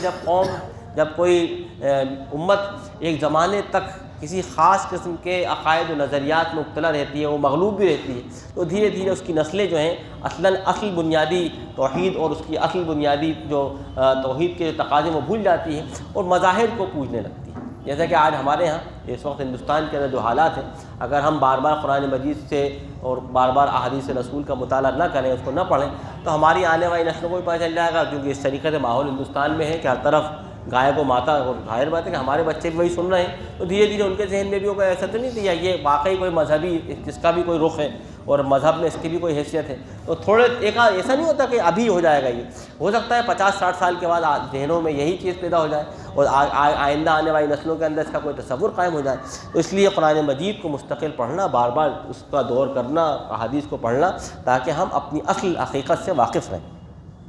تو قرآن مجید فرماتا ہے کہ آخرکار انہیں پھر وہ اس گائے کو ذبح کیا۔ قرآن فرماتا ہے کہ وہ ایسا کرنے والے تو نہیں تھے، کہ ایسا لگتا تو نہیں تھا کہ وہ شاید کوئی گائے ذبح کر پائیں گے، لیکن پھر بھی انہوں نے کر لیا۔ پھر اللہ تعالیٰ فرماتا ہے کہ پھر اس کے بعد بھی ان کے دل اتنے زیادہ سخت ہو گئے، گویا کہ وہ پتھر کے مانند ہیں، او اشد قسوہ، یا اس سے بھی زیادہ سخت ہو گئے، بلکہ پتھر تو پھر بھی اتنے نرم ہوتے ہیں کہ اگر ان میں سے بعض پتھر ایسے ہوتے ہیں جن کے نیچے سے ندیاں نکل آتی ہیں۔ اب پتھر ٹوٹتا ہے ابھی تو پانی نکلتا ہے، اس کے اندر سختی نہیں ہوتی۔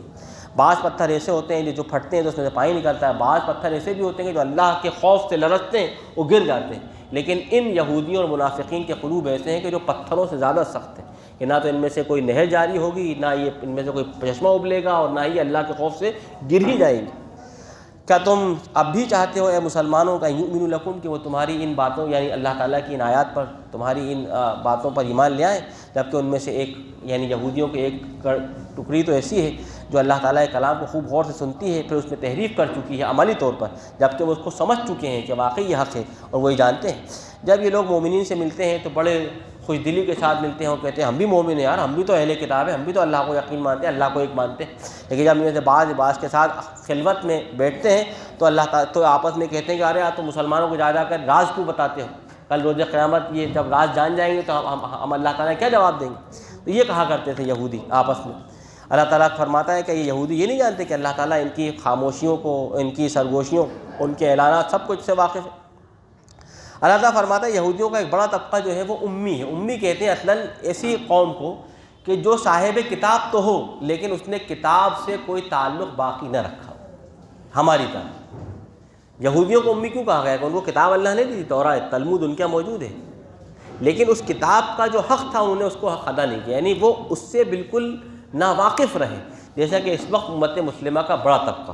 قرآن مجید یہاں گویا کہ اس آیت کے اندر مسلمانوں کو خطاب کر رہا ہے، وَمِنْهُمْ أُمِّيُّونَ، کہ ان میں سے بہت بڑا طبقہ یہودیوں کا، اور آج مسلمانوں کا بہت بڑا ایسا طبقہ ہے کہ جو امی ہیں، ان پڑھ ہے اللہ تعالیٰ کی نظر میں، لا يعلمون الکتاب الا امانیہ، وہ کتاب سے کچھ اس کا تعلق نہیں، وہ کتاب کے بارے میں کچھ نہیں جانتا کہ اس میں کیا کہا گیا ہے، قرآن مجید میں کیا احکامات دیے گئے ہیں، سوائے کچھ تمنائیں ہیں، کچھ آرزویں ہیں، کچھ عقیدے ہیں جو ہم نے گڑھ لیے ہیں کہ اللہ تعالیٰ بخش دے گا، بڑا غفور الرحیم ہے، جنت میں ہم داخل ہو جائیں گے، ہم اگر نماز پڑھ لی تو اتنا ثواب ملے گا۔ یہ جو ہم نے کچھ مرادیں، کچھ اپنی امیدیں گڑھ لی ہیں، اللہ تعالیٰ فرماتا ہے صرف یہ جانتے ہیں، ان کو کتاب کا علم ہی نہیں ہے، تو یہ امی ہیں۔ یعنی ہم اس معنی میں امی ہو گئے کہ گویا کہ ہمیں اللہ نے کتاب عطا فرمائی اور ہم نے اس کتاب سے ہی گویا کہ ہم پوری زندگی بھر ناواقف رہیں۔ اللہ تعالیٰ فرماتا ہے فویل للذین یکتبون الکتاب بایدیہم، تو وہ لوگ جو اب کتاب کو ہاتھ سے لکھتے ہیں اور پھر وہ کہتے ہیں کہ یہ اللہ کی طرف سے، یعنی آج یہودی کیا کرتے تھے کہ کتاب کے اندر تحریف کر کے کہتے تھے کہ اللہ تعالیٰ نے یہی حکم دیا ہے، جیسے کہ آج ہمارے یہاں بھی ہوتا ہے کہ دین کا معاملہ، یعنی دین کی جو اصل بات ہے وہ تو کچھ اور ہے، ہم نے اپنی طرف سے لوگوں کو گمراہ کرنے کے لیے صاحب دین کا یہ سب سے بڑا کام ہے، دین کا یہ سب سے بڑا قلعہ ہے، دین کا فلاں کام سب سے بڑا ہے، جبکہ اس کا تعلق دین سے نہیں۔ اسی طریقے سے یہودیوں نے پھر تحریفات کی اور یہ کہتے تھے کہ ھذا من عند اللہ، یہ اللہ تعالیٰ کی طرف سے، ھذا من عند اللہ، یہ اللہ تعالیٰ کی طرف سے۔ قرآن فرماتا ہے کہ وہ اللہ تعالیٰ کی طرف سے نہیں ہوتا تھا، اور یہ صرف اس لیے تاکہ وہ ان کو کچھ پیسے ملیں، کچھ ان کی زندگی اور معاش ان کو حاصل ہو جائے۔ اللہ تعالیٰ فرماتا ہے کہ ایسی ہاتھوں کی تباہی ہے اور ایسے عمل کی تباہی جو یہ کما رہے ہیں۔ یہ کہتے ہیں کہ ہمیں آگ نہیں چھوئے گی چند دن۔ یہودیوں نے عقیدہ کر لیا تھا کہ ہم جہنم میں نہیں جائیں گے، اگر گئے بھی تو انتے دن جائیں گے اس میں ہم نے موسیٰ کی نافرمانی کی، جیسا کہ ہم نے یہ بنا لیا ہے کہ امت مسلمہ ہے، ہم تو امت محمدیہ ہیں، ہم پر تو آگ حرام ہے، ایسا نہیں۔ تو اللہ تعالیٰ فرماتا ہے قل اتخذتم من دون اللہ عہدا، اللہ تعالیٰ فرماتا ہے کہ ان سے پوچھے کہ اللہ تعالیٰ نے ان سے کوئی وعدہ لیا ہوا ہے کہ ان کو جنت میں داخل ہی کر دے گا، کہ اللہ تعالیٰ اپنے وعدے کو کبھی خلاف ورزی نہ کرے گا؟ کیا تم اللہ کیا تقولون علی اللہ ما لا تعلمون، کیا تم وہ کہہ رہے ہو اللہ تعالیٰ کی طرف جو تم نہیں جانتے؟ یقیناً جو شخص برائی کرے گا اور اس کی خطیت اس کا احاطہ کرے ہوگی تو یہ لوگ جہنمی ہوں گے، اس میں ہمیشہ ہمیشہ رہیں گے۔ جو لوگ ایمان لائیں گے، نیک عمل کریں گے، وہ جنتی ہیں اور وہ اس میں ہمیشہ رہیں گے۔ اور ہم نے بنی اسرائیل سے یہ وعدہ پیمان بھی دیا تھا کہ دیکھو تم اللہ کے علاوہ کسی کی بات نہ کرو گے، والدین کے ساتھ حسن سلوک سے پیش آؤ گے، قرابت داروں اور یتیموں اور مساکین کا حق ادا کرو گے، لوگوں کے ساتھ حسن سلوک کا معاملہ کرو گے اور ان کے ساتھ اچھائی سے پیش آؤ گے، ان سے اچھی باتیں کہو گے، نماز قائم کرو گے، زکوٰۃ ادا کرو گے، پھر بھی تم نے ان احکامات کی خلاف ورزی کی اور تم اعراض ہی کرتے رہے۔ اور جب ہم نے تم سے یہ وعدہ بھی لیا تھا کہ دیکھو تم آپس میں ایک دوسرے کے ساتھ خونریزی لا تسفکون دماءکم، آپس میں ایک دوسرے کے قتل و خونریزی نہیں کرو گے، یہ اللہ تعالیٰ نے یہودیوں سے عہد لیا تھا تورات میں، جیسے کہ مسلمانوں سے عہد لیا گیا کہ تم آپس میں ایک دوسرے کو قتل نہیں کرو گے، کیونکہ اللہ کا رسول فرمایا القاتل والمقتول کلاہما فی النار، کہ قتل کرنے والا اور قتل ہونے والا دونوں جہنمی۔ تو صحابہ نے پوچھا کہ فما بال المقتول، کہ بھائی مقتول کا کیا معاملہ ہے؟ قاتل نے تو قتل کر دیا، ٹھیک ہے اس کو سزا ملنا چاہیے، مقتول کو کیوں سزا مل رہی؟ تو آپ نے فرمایا کہ ارادہ ان یقتلہ، مقتول چاہتا تھا کہ وہ بھی قتل کر دے لیکن وہ مقتول ہو گیا، ورنہ اگر وہ مقتول نہیں ہوتا تو وہ قاتل ہوتا۔ تو اللہ تعالیٰ نے اس طریقے سے آپس میں خونریزی کرنے سے یہودیوں کو منع قرار کیا تھا، اسی طریقے سے اللہ تعالیٰ نے امت مسلمہ کو بھی منع کیا، لیکن جس طریقے سے یہودیوں نے آپس میں خونریزی کی، فساد کیا اور اپنی پوری اجتماعیت کو بالکل جو ہے شیرازہ بکھیر دیا، اس طریقے سے آج مسلمانوں نے خونریزی کی ایک دوسرے کے خلاف اور ایک دوسرے کے خلاف جو ہے جتھے بنا لیے اور ایک دوسرے کے خلاف گروہ بنا کر کے ایک دوسرے سے نبردآزمہ ہو گئے، لہذا کیا ہوا، اجتماعیت مٹ گئی اور دشمن طاقتور ہو گیا اگرچہ وہ انتہائی کمزور تھا۔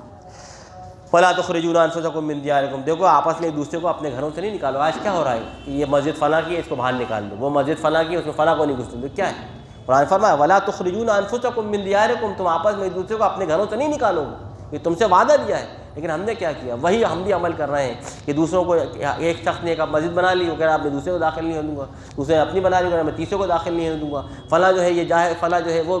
کافر، فلاں منافق، فلاں فاسق، ہم یہ کر رہے ہیں، یہ قوم یہ کر رہی ہے۔ قرآن فرما رہا ہے کہ تم سے ہم نے وعدہ لیا تو آپ آپس میں ایک دوسرے کو گھروں سے نہیں نکالو، تم نے اقرار کیا تھا، وانتم تشہدون، تم نے اس پر گواہی بھی دی تھی، ثم انتم، پھر یہ کیا ہو گیا تمہیں، ہؤلاء تقتلون انفسکم، آپس میں ایک دوسرے کو قتل کر رہے ہو، وتخرجون فریقا منکم من دیارہم، تم میں سے ایک فریق دوسرے کو اس کے گھر سے نکال رہا ہے، کسی کو کوئی گھر سے نکال رہا ہے، کسی کو فساد کر رہا ہے، کوئی دنگا کر رہا ہے، کوئی تعصب کر رہا ہے۔ تظاہرون علیہ بالاسم والعدوان، تم ایک دوسرے کے اوپر ٹوٹے جا رہے ہو، ایک دوسرے کو مار رہے ہو، پیٹ رہے ہو، سرکشی کر رہے ہو، گناہ کر رہے ہو، ایک دوسرے کو مار مار کر۔ وَإِن جَاءُوكُمْ أُسَارَىٰ، اور پھر تم اتنے زیادہ نیک بھی بنے ہوئے ہو کہ اگر تم میں سے کوئی مسلمان آپس میں لڑ جھگڑ کر جیل میں ڈال دیا جائے تو اب تم لوگوں سے چندے کی اپیل کر رہے ہو کہ صاحب قیدیوں کو چھڑانے کے لیے چندے دو۔ وہیں یاتوکم مسارا، یہ قرآن کا جب تمہارے پاس وہ قید و بند ہو کر آتے ہیں تو فادوہم، تو تم فدیہ مانگنے شروع کر دیتے ہو، چندہ دو بھائی، لوگوں کو چھڑانا ہے۔ پہلے تم آپس میں لڑتے ہو، فساد مچاتے ہو، جب تمہیں پولیس پکڑ کے جیل میں ڈال دیتی ہے تو پھر تم عوام الناس سے چندہ کرتے ہو۔ تو قرآن فرما رہا ہے یہ تم کیا کر رہے ہو، تو فادوہم، تم فدیہ مانگتے ہو، وہو محرم علیکم اخراجہم، جبکہ تم پر تو اللہ نے ایک دوسرے کو گھر سے نکالنا، ایک دوسرے کے ساتھ جھگڑا کرنا، فساد کرنا منع کیا تھا، حرام کیا تھا۔ اللہ تعالیٰ فرماتا ہے فما جزاء من یفعل ذلک منکم، کیا اللہ تعالیٰ فرماتا ہے کیا بدلہ ہوگا اس قوم کا، اس ملت کا، اس اجتماعیت کا کہ جو اللہ تعالیٰ کی کچھ باتوں پر عمل کرے اور کچھ باتوں کو ٹھکرا دے، اس کے علاوہ کیا جزا ہوگی کہ وہ دنیا میں رسوا ہوگی، الا خزی فی الحیات الدنیا، دنیا میں اس کی رسوائی مقدر ہے۔ یہ اس وقت جو رسوائی ہے اس وقت ملت اسلامیہ کی ہماری، وہ ہماری اپنی کرتوتوں کا، ہماری اپنے اعمال کا نتیجہ ہے کہ ہم ایک دوسرے کے خلاف جس طریقے سے تلوار سود کر نکلتے ہیں اور ایک دوسرے کے قتل کرنے کا جیسا ڈرتے ہیں، اس کا نتیجہ کیا ہے کہ ہم دنیا میں رسوا ہیں، اور جو ہے دشمن باوجود اس کے کہ وہ انتہائی کمزور تھا، انتہائی طاقتور ہے۔ وَيَوْمَ الْقِيَامَةِ يُرَدُّونَ إِلَىٰ أَشَدِّ الْعَذَابِ، روز قیامت ان کو سخت ترین عذاب میں لٹا دیا جائے گا۔ وَمَا اللَّهُ بِغَافِلٍ عَمَّا تَعْمَلُونَ، اللہ تعالیٰ غافل نہیں تم کر رہے ہو۔ اولئک الذین اشتروا الحیاۃ الدنیا بالآخرہ، یہ وہ لوگ ہیں جنہوں نے دنیا کی زندگی کو آخرت کی زندگی کے پر ترجیح دی، ان پر نہ تو عذاب میں تخفیف ہوگی اور نہ ہی ان پر کوئی ان کے واسطے نہ کوئی مدد ہوگی۔ اور ہم نے موسیٰ کو کتاب عطا فرمائی، اور ان کے بعد ہم نے حضرت موسیٰ کے بعد ہم نے پے در پہ بنی اسرائیل میں رسول بھیجے، اور ہم نے عیسیٰ ابن مریم کو کھلی ہوئی نشانیاں عطا فرمائیں، اور ہم نے روح القدس سے ان کی تائید فرمائی۔ جب بنی اسرائیل کے اندر کوئی رسول مبعوث کیا گیا اور جو رسول بھی آتا اور وہ ان کو اللہ تعالیٰ کی ہدایت کی تعلیم دیتا، تو جو تعلیمات ان کے یعنی بنی اسرائیل کے دلوں کو اپیل نہ کرتی، یار یہ تو بہت مشکل والی بات بتا رہے ہیں، یہ دین کا کام تو بہت مشکل ہے، تو وہ کیا کرتے، تکبر اختیار کرتے اور نبی کی اس بات کو ٹھکرا دیتے، اور وہ اس قدر ظالم بن گئے تھے کہ انہیں بے تحاشا انبیاء کو قتل کیا۔ فَفَرِيقًا كَذَّبْتُمْ وَفَرِيقًا تَقْتُلُونَ، تم نے انبیاء کی ایک ٹکڑی کو اور ایک جماعت کو جھٹلا دیا اور ایک ٹکڑی کو تم نے قتل کر دیا، باقاعدہ قتل کروا دیا یہودیوں نے۔ ایک بہت بڑا یعنی رومنس کا بادشاہ تھا، اس نے باقاعدہ جو ہے کئی انبیاء کو قتل کیا، حضرت زکریا کو قتل کروا دیا کہ یار یہ زکریا کی جو تعلیمات ہیں وہ تو یہودیوں کے اوپر ایک قسم کا وبال ہے، تو اس نے جا کر کہا کہ یہ آدمی جو ہے وہ ایک سیاسی حربہ کر رہا ہے، اس کو قتل کروا دیا۔ لہٰذا اس نے باقاعدہ جو ہے ایک اپنی یعنی رکھیل کی خواہش پر کہ یار مجھے زکریا کا سر چاہیے، اور رکھیل نے کہا کہ مجھے زکریا کا سر چاہیے، اور بادشاہ نے حکم دیا کہ جا کر کے زکریا سر کاٹ ڈالا، اور گویا کہ حضرت زکریا علیہ السلام سر کاٹ ڈالا۔ تو یہ بے شمار واقعات ہیں یہودیوں کی تاریخ میں گمراہی کی۔ قرآن فرمانا ہے کہ تم نے ایک بڑی تعداد انبیاء کی تو جھٹلا دی اور ایک بڑی تعداد کو تم نے قتل کر دیا، اور تم کہتے ہو کہ ہمارے دلوں پر غلاف ہے، اللہ تعالیٰ کی لعنت ہے تمہارے کفر کے نتیجے میں، لیکن بہت تھوڑے لوگ ہیں جو ایمان رکھتے ہیں۔ جب ان پر اللہ تعالیٰ کی طرف سے کوئی کتاب آتی ہے جو تصدیق کر رہی ہوتی ہے ان احکامات کی جو اس سے پہلے ان کو عطا فرمائے گئے تھے، تو وہ کہتے ہیں وَكَانُوا مِن قَبْلُ يَسْتَفْتِحُونَ الَّذِينَ كَفَرُوا، جبکہ وہ اللہ کے وسلم کی آنے سے پہلے اس نبی کا انتظار کر رہے تھے کہ ایک نبی آنے والا ہے آخر الزماں، کہ جب وہ آئے گا تو ہم اس کے ہاتھ پر پوری دنیا کو فتح کر لیں گے۔ جب اس نبی کے آنے سے پہلے تو وہ اللہ تعالیٰ سے اپنی فتح اور اپنے کامرانی کی دعائیں کر رہے تھے، لیکن جب وہ آ گیا فَلَمَّا جَاءَهُم، جب وہ نبی ان کے پاس آ گیا نہ تو اس کو پہچانا بلکہ اس کا انکار کر دیا۔ اللہ تعالیٰ کی لعنت ہے ایسے کافروں پر، بہت برا ہے جو یہ اپنی جانوں کے لیے خرید رہے ہیں، اور بہت کہ یہ کفر کر رہے ہیں اللہ تعالیٰ کی اس نازل شدہ احکامات پر جو اللہ نے نازل فرمائے ہیں اپنی تکبر کے نتیجے میں۔ اللہ تعالیٰ نے اپنے فضل سے جس پر چاہتا ہے اپنی اس نعمت کو نازل فرماتا ہے، تو یہ لوگ اللہ کا غضب ہی لے کر لوٹیں گے، اور کافروں کے لیے دردناک عذاب۔ جب ان سے کہا جاتا ہے دیکھو اللہ نے نازل فرمایا ہے تو اس پر تم ایمان لے آؤ، تو کہتے ہیں کہ ہم ایمان لے آئے جو ہم پر اللہ نے نازل فرمایا ہے، یعنی ہم بس تورات پر ایمان رکھتے ہیں، باقی کتابوں کی ہمیں کوئی ضرورت نہیں۔ جبکہ اللہ تعالیٰ فرماتا ہے قرآن مجید تو خود حق ہے اور وہ تصدیق کر رہا ہے ان تمام احکامات کی جو اس سے پہلے نازل فرمائی گئی ہیں۔ اللہ تعالیٰ فرماتا ہے کہ اگر یہ واقعی حق پر ہے یہودی تو پھر یہ انبیاء کو کیوں قتل کرتے رہے اگر یہ واقعی مومن ہے؟ اور موسیٰ تو ان کے پاس کھلی ہوئی نشانیاں لے کر آئے تھے، تو پھر کیا ہوا تھا کہ انہوں نے بچڑے کو اللہ تعالیٰ کو چھوڑ کر اس کو اپنا خدا بنا لیا تھا؟ اور دیکھو ہم نے تو ان سے وعدہ لیا تھا کوہ طور پر بھی، اور ہم نے ان سے کہا تھا کہ تم کو جو اللہ نے احکامات دیے اس کو قوت کے ساتھ پکڑ لینا، اس کو سنتے رہنا، اس کو سمجھتے رہنا، نافرمانی نہ کرنا۔ لیکن ان کے دلوں میں چونکہ بچڑے کی محبت جاگزی ہو گئی تھی، لہذا وہ بچڑے کی محبت ان کو ان کے کفر پر اور ان کے نفاق پر ابھارتی رہی، اور یہ اپنے اگر واقعی مومن تھے تو پھر یہ اللہ کی نافرمانی کیوں کرتے رہے؟ اگر ان سے پوچھیے کہ اگر تمہیں آخرت کا گھر ہی پسند ہے اور اللہ تعالیٰ تمہیں واقعی جنت میں داخل کر دے گا تو تم موت کی تمنا کرو، دنیا میں کیوں بسنا چاہتے ہو؟ دنیا کی لمبی زندگی کی تمنا کیوں کرتے ہو؟ یعنی اس کا مطلب یہ ہے کہ تمہیں یہ یقین ہے کہ تم دنیا کے اندر اس لیے تم لمبی عمر چاہتے ہو کیونکہ تمہیں معلوم ہے کہ آخرت میں تمہیں کچھ حاصل نہیں ہونے والا۔ تو اس لیے اللہ فرماتا ہے کہ اگر یہ واقعی سچے ہیں اپنے دعوے میں تو تمنا کریں موت کی، مریں ہو جائیں جنت میں، کیوں یہاں دنیا کے اندر اتنے خوار ہو رہے ہیں؟ اللہ تعالیٰ فرماتا ہے کہ وَلَن يَتَمَنَّوْهُ أَبَدًا، کبھی ہرگز یہ موت کی تمنا نہیں کریں گے کیونکہ انہوں نے جو برے اعمال اپنے آگے بھیجے ہیں ان کو خوب علم ہے۔ اور تم لوگوں میں سب سے زیادہ زندگی کا حریص ان یہودیوں کو پاؤ۔ یہودی جو ہوتے ہیں وہ سب سے زیادہ زندگی کے خواہش مند ہوتے ہیں۔ آپ دیکھیے دنیا کے اندر جو لگژوریس ہے، یعنی جو لگژوریس کا کانسیپٹ دنیا کے اندر ہے وہ اصلاً یہودیوں کی دین ہے کہ دنیا میں لگژری کو عام کرو، آپ ہر انسان کے سامنے ایک لگژریس کانسیپٹ رکھو آپ، کیونکہ دنیا کی جتنی حرص انسان کے اندر پیدا ہوگی اتنی زیادہ وہ اللہ تعالیٰ سے دور ہوتا چلا جائے گا اور اس کی نافرمانی مبتلا ہوتا چلا جائے گا۔ تو اللہ تعالیٰ فرماتا ہے کہ یہودی ایک ایسی قوم ہے کہ تم دنیا میں سب سے زیادہ ان کو زندگی کا حریص پاؤ گے، اور اسی کے ساتھ ساتھ مشرکین کو بھی تم دنیا کی زندگی کا بہت لالچی پاؤ گے۔ ان میں سے تو کچھ لوگ تو یہ چاہتے ہیں کہ ان کو اللہ تعالیٰ 1000 سال کی عمر عطا فرما دے۔ اللہ تعالیٰ فرماتا ہے کہ بالفرض اللہ تعالیٰ کسی کو 1000 سال کی عمر بھی عطا فرما دے گا تب بھی ان کو اس عذاب سے چھٹکارا نہ ملے گا۔ اللہ تعالیٰ تو یقیناً ان کے اعمال کو خوب دیکھ رہا ہے۔ کہہ دیجئے کہ جو جبرائیل کا جس نے دشمنی اختیار کی جبرائیل سے، تو اللہ تعالیٰ نے آپ کے دل پر اللہ کے حکم سے نازل فرمایا ہے یہ کتاب۔ یہودی جو تھے وہ جبرائیل السلام سے دشمنی کرتے تھے، اس کی وجہ یہ تھی وہ کہتے تھے کہ جبرائیل السلام ہی تو ہے جو یہ کلام آپ صلی اللہ علیہ وسلم پر لے کر، اگر فرشتہ نہ ہوتا تو یہ قرآن ہی نہ اترتا تو ہم محفوظ رہتے۔ تو حضرت جبرائیل السلام پر وہ طرح طرح کی باتیں کیا کرتے تھے۔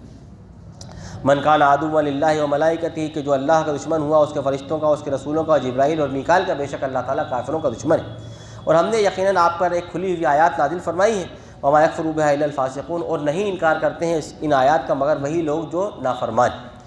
جب بھی ان سے کوئی عہد لیا جاتا ہے، یہودیوں کے بارے میں قرآن فرماتا ہے کہ جب بھی اللہ تعالیٰ ان سے کوئی عہد لیتا تو یہ اس عہد کو توڑ دیتے، بلکہ ان میں سے اکثر تعداد ایسی تھی جو ان عہد پر ایمان ہی نہیں رکھتے تھے۔ جب بھی ان کے پاس کوئی رسول آتا اللہ تعالیٰ کی طرف سے جو ان کو اللہ تعالیٰ کی احکامات اور اللہ تعالیٰ کی بتائی ہوئی باتیں سناتا، تو ان میں سے ایک ٹکڑی ہمیشہ اس کا انکار کر دیتی، اور جو کتاب میں ان کو دیا گیا تھا اس سے منہ موڑ لیتی، اور اس کتاب کو اللہ تعالیٰ فرماتا ہے کہ اپنے پیٹھ کے پیچھے پھینک دیتی، یعنی اس سے کوئی اہمیت نہیں سمجھتی کہ اللہ تعالیٰ کیا فرما رہا ہے۔ واتبعوا، اور پھر دیکھو انہوں نے کیا کیا کہ انہوں نے اللہ تعالیٰ کی ہدایت جو تورات میں تھی وہ اس کو تو قبول نہیں کیا، انہوں نے شعبدہ بازی، طلسم بازی اور جادو اور ٹونے ٹوٹکے میں زندگی گزاری۔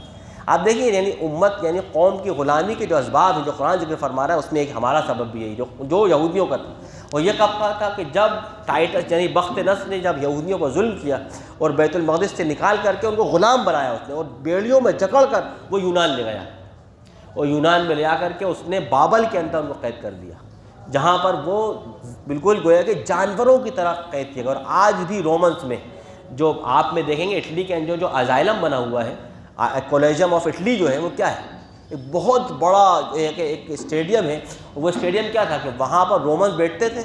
اور یہودیوں کو ایک یہودی کو اس میدان میں لایا جاتا تھا، اس طرف سے ایک جانور کو لایا جاتا تھا، اور یہودی اور جانور کی لڑائی کرواتے تھے، اور پورا کا پورا رومن جو ہے ان کی ذلت اور خواری کو دیکھتا تھا۔ یہ ان کی کیفیت تھی جب وہ بابل کے اندر قید و مبتلا تھے۔ اللہ نے ان کی قید میں سے ان کو نکالنے کے لیے 2 فرشتے انسانی شکل میں ظاہر کر کے بھیجے، جن کا نام ہاروت و ماروت تھا، اور وہ فرشتے چاہتے تھے کہ یہ لوگ دین یعنی اللہ تعالیٰ کی ان احکامات پر عمل کریں، ہدایت پر عمل کر کے اپنی زندگی کو سنواریں تاکہ اس غلامی سے نکلیں۔ انہوں نے کیا کیا کہ فرشتوں سے ہدایت نہ سیکھتے ہوئے جادو ٹونا ٹوٹکا سیکھنا شروع کر دیا۔ یہ بالکل ویسا ہی عمل ہے کہ جیسے کہ اللہ نے ہمیں کتاب دی قرآن مجید، یہ کتاب ہدایت کے لیے، لوگوں کے ذہنوں کو کھولنے کے لیے، اپنے ایک سنکڑ جو ہماری ایک کنزرویٹو جو سوچ ہے اس کو بدلنے کے لیے ہم نے کیا کیا، قرآن مجید کے تعویذ بنا کر کے اس امت کے اندر طلسم شروع کر دیا۔ یہ تعویذ، یہ آیات، یہ جو ہے فلاں عدد و یہ سب ہم نے شروع کر دیا۔ وہی قرآن مجید فرما رہا ہے کہ انہوں نے کیا کیا، انہوں نے یہی کیا کہ اللہ تعالیٰ فرماتا ہے کہ وَاتَّبَعُوا مَا تَتْلُو الشَّيَاطِينُ عَلَىٰ مُلْكِ سُلَيْمَانَ، انہوں نے شیاطین کی پیروی کرنا شروع کر دی، اس بات کی جو شیاطین نے سلیمان السلام کی بادشاہت میں ان کے ذہنوں میں ڈال دیا۔ یہودیوں کو شیاطین یعنی شیطان نے سمجھایا کہ جو حضرت سلیمان کی جو بادشاہت تم دیکھ رہے ہو نا،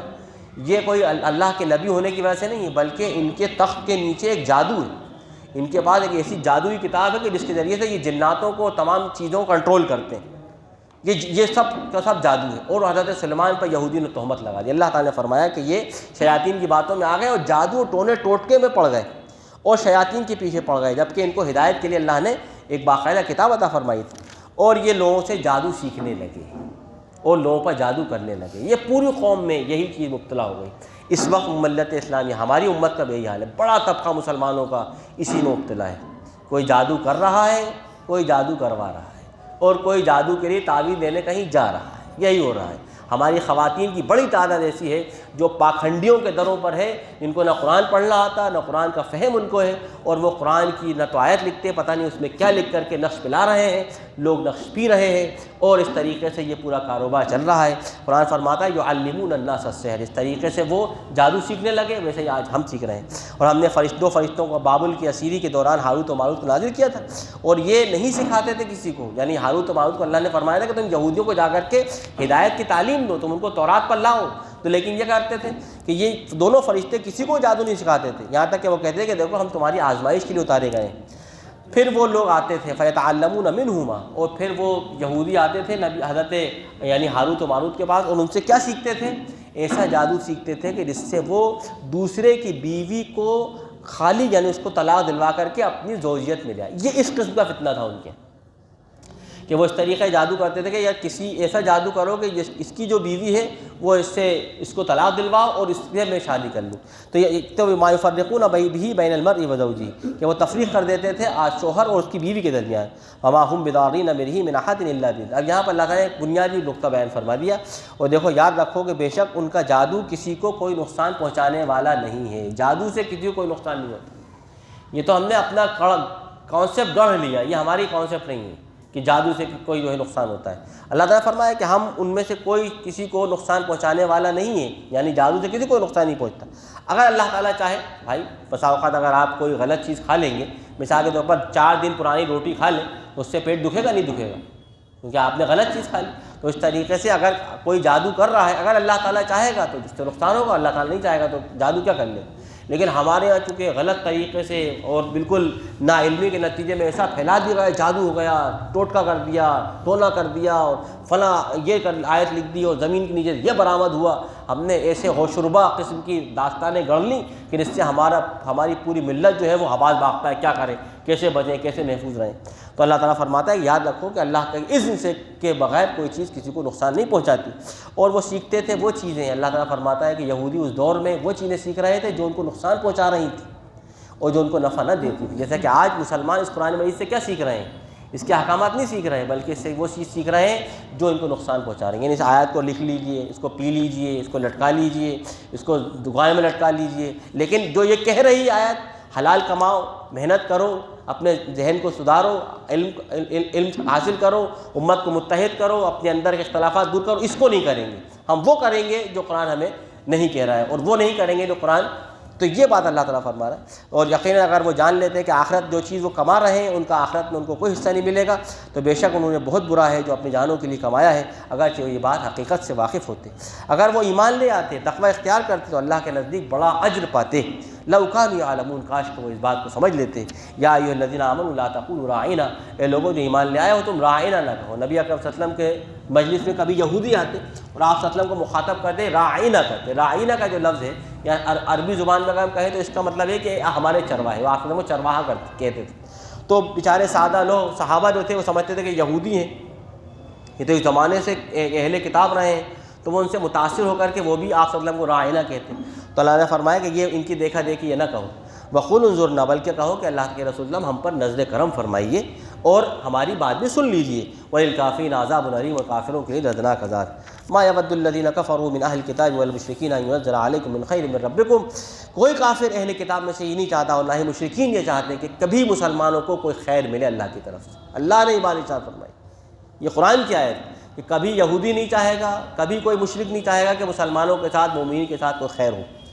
واللہ یختص برحمتہ من یشاء، اللہ تعالیٰ اس کو چاہتا ہے اپنی رحمت سے خاص کرتا ہے۔ واللہ ذو الفضل العظیم، اللہ تعالیٰ بڑے فضل والا ہے۔ اللہ تعالیٰ فرماتا ہے کہ کوئی آیت منسوخ نہیں کی جاتی مگر یہ کہ اللہ تعالیٰ اس سے بہتر کوئی حکم یا اس جیسی کوئی بات اللہ تعالیٰ کی طرف سے نازل فرما دی جاتی ہے۔ کیا تم نہیں جانتے کہ بے شک اللہ تعالیٰ ہر چیز پر قادر ہے؟ الم تعلم ان اللہ لہ ملک السماوات والارض، کیا تم نہیں جانتے کہ بادشاہت آسمان و زمین کی صرف اللہ کے لیے؟ وما لکم من دون اللہ من ولی ولا نصیر، اللہ کے علاوہ نہ تمہارا کوئی ولی ہے اور نہ ہی کوئی مددگار۔ کیا تم چاہتے ہو کہ تم اللہ ان تسألوا رسولکم کما سئل موسیٰ من قبل، کہ تم اپنے رسول سے وہی سارے مطالبات کرو جیسے کہ یہودیوں نے اللہ حضرت موسیٰ علیہ السلام سے مطالبات کیے تھے کہ ہمیں اللہ کو دکھاؤ، آسمان سے یہ اتارو، من و سلوہ اتارواؤ اور اب پانی نکلواؤ، یہ سب تم اس طریقے سے اے مسلمانوں کا تم اللہ کے رسول سے مطالبہ کرنا چاہتے ہو۔ ومن یتبدل الکفر بالایمان، جو شخص کفر کو ایمان سے بدلنا چاہے یقیناً وہ سیدھے راستے کو گمراہ کر چکا ہے۔ وَدَّ کثیر من اہل الکتاب، اور وہ ایک کتاب کے یعنی اہل کتاب کے بڑا جو طبقہ ہے وہ تو یہ چاہتا ہے اے مومنوں کہ وہ تمہیں کسی طریقے سے واپس کفر میں لے آئے۔ یہ جو ارتداد کا جو پورا سسٹم ہے، یہ جو الحاد کا پورا سسٹم جو چل رہا ہے کہ دنیا میں ایسے اسٹرکچر کو ڈیولپ کیا جائے کہ کوئی آدمی مومن ہونے کے بعد بھی مومن باقی نہ رہے، اس کے اندر تردد ہے۔ اور ایمان کا جو ایک تقاضا کیا ہے، اللہ پر تردد کا نہ ہونا، اور اس وقت ہم میں سے ہر ایک شخص اللہ پر متردد ہے۔ قرآن فرماتا ہے فَمَن يَرْتَدِدْ مِنْكُمْ عَنْ دِينِهِ، جو اپنے دین سے تھوڑی وقت کے لیے بھی اس کے ذہن میں تردد واقع ہوا۔ ارتداد کا مطلب کیا ہوتا ہے؟ پھرنا، یعنی اللہ پر یقین کامل ہے لیکن ہے ہی نہیں۔ یقین کامل کس پر ہے؟ تدابیر کے اوپر، فلاں حکومت کے اوپر کہ میاں بات کری تو وہ قتل کر دے گا، یعنی آپ کو اس کا خوف ہے، اللہ کا خوف نہیں۔ تو یہ جو ارتداد ہے جو ہمارے فکر میں، ہمارے ذہن میں، ہمارے نظریے کے اندر بٹھا دیا گیا ہے، قرآن یہ بات ارشاد فرمائے کہ جو شخص اگر ایمان، یہ تو چاہتے ہی نہیں، ایسے پورا اسپیکٹرم بناتے ہیں کہ تم ایمان لانے کے بعد بھی کافر بن جاؤ، یہ تو یہی چاہ رہے ہیں، یہی کوشش کر رہے ہیں۔ حسدا من عند انفسہم، ان کے دلوں کے اندر تمہارے خلاف ایک حسد ہے، ایک بغض ہے، کیونکہ جبکہ ان کے اوپر حق واضح ہو چکا ہے۔ فاعفوا واصفحوا، تو ابھی ان سے درگزر کرو اور ان سے صرف نظر کرو یہاں تک کہ اللہ تعالیٰ کا حکم آ جائے، اللہ تعالیٰ کا یہ دین غالب ہو جائے۔ ان اللہ علی کل شیء قدیر، بے شک اللہ تعالیٰ ہر چیز پر قادر ہے۔ نماز قائم کرتے رہو، زکوٰۃ ادا کرتے رہو، دیتے رہو، اور دیکھو جو کچھ بھی تم خیر کرو گے تم اپنے لیے کرو گے، اللہ تعالیٰ کیا اس کا بدلہ پاؤ گے، بے شک اللہ تعالیٰ ہر چیز کی نگہداشت کرنے والا ہے۔ اور یہ کہتے ہیں، اور ان کا ایک دعویٰ یہ بھی تھا یہودیوں کا کہ دیکھو جنت میں داخل نہیں ہوگا مگر وہی جو یہودی بنے، یعنی کہتے دیکھو یہودی ہی جنت میں جائے گا، باقی کوئی نہیں جائے گا۔ آج ہم نے دعوے کر لیے، صاحب فلاں آدمی بریلوی ہی جنت میں جائے گا، صاحب دیوبندی ہی جنت میں جائے گا، صاحب حنفی جنت میں جائے گا، صاحب فلاں جو ہے وہ دوزخ میں جائے گا۔ یہ کیا ہے؟ یہ یہودیوں کا دعویٰ ہے۔ قرآن فرماتا ہے کہ یہ کہتے ہیں کہ جنت میں کون جائے گا؟ یہودی۔ نصارہ کہتے ہیں جنت میں کون جائے گا؟ صرف عیسائی۔ تو یہ جو دعوے ہم نے کر لیے ہیں یہ اصلاً یہودیوں سے متاثر ہو کر اسی پد پر چل رہا ہے۔ اللہ کا فرمایا تھا کہ لا تتبعون سنن من کان قبلکم سنۃ سنۃ، کہ دیکھو تم اپنے سے پہلے یہودیوں کے ایک ایک قدم کے پیچھے چلو، حتیٰ دخلتم الدب الذی دخلتموہ، یہاں تک کہ تم اس کوہ میں بھی داخل ہو گئے جس میں وہ داخل ہوئے۔ تو بالکل ہم ڈٹو پیروی کر رہے ہیں، سیم فالو اپ کر رہے ہیں یہودیوں۔ صورتحال کیا ہے کہ ہم بھی اس طریقے سے فتاوے جڑ رہے ہیں کہ وہ جنت میں نہیں جائے گا، جنت میں تو فلاں طبقہ جائے گا، جنت سے تو فلاں کو نکال دیا جائے گا۔ جنت و دوزخ کے ہم مالک بنے بیٹھے ہیں، اللہ تعالیٰ جو خالق کائنات ہے، اور وہ اس معاملے میں بڑا رحیم و کریم ہے، جس کو چاہے اپنے فضل جنت میں داخل کر دے، لیکن ہم کسی کو جنت میں داخل ہونا دینا نہیں چاہتے۔ تو اللہ تعالیٰ فرماتا ہے یہودی کہتے ہیں کہ دیکھو جنت میں کون داخل ہوگا؟ وہی جو یہودی ہے، یا عیسائی کہتے ہیں کہ وہی جو عیسائی ہے۔ تلک امانیہم، قرآن فرماتا ہے یہ سب ان کی گڑی ہوئی باتیں ہیں، اس کا کوئی تعلق نہیں ہے دین سے، یہ صرف ان علماء یعنی یہ ان یہودی علماء اور آج یہ ہمارے علماء، یہ علماء کے اوپر یہ انہوں نے گڑھے، یہ اسلام سے اس کا کوئی تعلق نہیں۔ قل ہاتوا برہانکم، اگر تمہارے پاس واقعی سی کوئی دلیل تو پیش کرو، ان کنتم صادقین، اگر تم سچے ہو۔ روز قیامت بہت سخت ترین اللہ تعالیٰ کا سامنا کرنا پڑے گا اگر ہم اس طریقے سے روش اختیار کرتے رہے اور جنت و دوزخ کے ٹھیکیدار بن گئے تو روز قیامت ہمارا کیا حشر بنے گا، یہ خود اللہ تعالیٰ ہی بھلا یقینا اللہ تعالیٰ کا اصول کیا ہے؟ جنت میں کون جائے گا؟ جو اپنے چہرے کو، جو اپنی پوری زندگی کو اللہ کی طرف پھیر دے اور اپنی زندگی میں اللہ کا محسن بنے، تو بے شک اللہ تعالیٰ کے نزدیک اس کا اجر پورے طور پر باقی ہے۔ پھر چاہے وہ یہودی ہو، یعنی یہودی کا مطلب یہ ہے کہ چاہے وہ حضرت یہودی یعنی پہلے وہ یہودی تھا، وہ ایمان لے آیا، تو اس کا جو پرانے عمل تھے وہ باقی رہیں گے۔ ظاہر بات ہے وہ تورات پر عمل کرتا رہا، اب جب ایمان اس پر ظاہر ہوگا اور اس نے اسلام قبول کر لیا تو اس کے وہ عمل اکارت نہیں ہوں گے، اللہ تعالیٰ اس کے اعمال کی جزا اس کو عطا فرمائے گا۔ ولا خوف علیہم ولا هم يحزنون، نہ تو خوف ہوگا نہ غم ہوگا۔ یہودی کہتے ہیں کہ دیکھو نصارہ کا کوئی عقیدہ نہیں، وہ تو بے دھرم لوگ ہیں، یہ ہم بھی کہتے ہیں، ارے ہاں وہ تو بے دھرم لوگ ہیں، وہ تو بے دین لوگ ہیں، وہ تو ان کو تو اسلام سے کوئی تعلق نہیں ہے، وہ تو جو ہے کافر لوگ ہیں، ارے وہ تو انتہائی بگڑے ہوئے لوگ ہیں، ارے وہ تو بدعتی ہیں، یہ ہم کہتے ہیں، وہی قرآن کہتا ہے۔ یہودی کہتے ہیں کہ عیسائی تو کسی دین پر نہیں ہے، اور عیسائی کہتے ہیں کہ یہودیوں کوئی دین نہیں ہے، یعنی ایک دوسرے کو دونوں دین سے خارج کرتے تھے۔ وہم یتلون الکتاب، وہ دونوں کتاب پڑھتے ہیں، کذالک قال الذین لا یعلمون مثل قولہم، اس طریقے سے کافر بھی کہنے لگے، ان کو دیکھا لگے یار کہ ان دونوں کوئی دین نہیں ہے، ہم ہی دین پر ہیں، ہمارے پاس سارے خدا ہیں، ان کے پاس تو کچھ خدا ہی نہیں ہے، ہمارے پاس بناوٹی بہت سارے خدا ہیں، یہ حبول ہے، یہ لات ہے، یہ عزیٰ ہے، یہ منات ہے، اور یہ فلاں فلاں ہمارے اتنے خدا ہیں، ہم تو ان سے بڑے جو ہیں دیندار۔ فاللہ یحکم بینہم یوم القیامہ، روز قیامت اللہ تعالیٰ ان کے درمیان ان کی باتوں میں فیصلہ فرما دے گا جس میں اختلاف کر رہے تھے۔ اور اس سے بڑا ظالم کون ہوگا؟ جو لوگوں کو اللہ کے گھر میں آنے سے روکے۔ یہودیوں نے کیا کر دیا تھا کہ بیت المقدس کے 2 حصے کر دیے تھے، جب یہ مشرقی حصہ عیسائیوں کا، مغربی حصہ جو ہے وہ یہودیوں کا، ایک دوسرے کو داخل نہیں ہونے دے رہا ہے۔ کئی تاریخ میں ایسے واقعہ جس میں بیت المقدس باقاعدہ ان دونوں کے جھگڑے کی وجہ سے آگ لگائی گئی، کئی مرتبہ بیت المقدس کو ویران کر دیا گیا ان مذہبی پیشواؤں کے اختلافات کی نتیجے۔ اور آج یہی ہو رہا ہے ہماری مسجدوں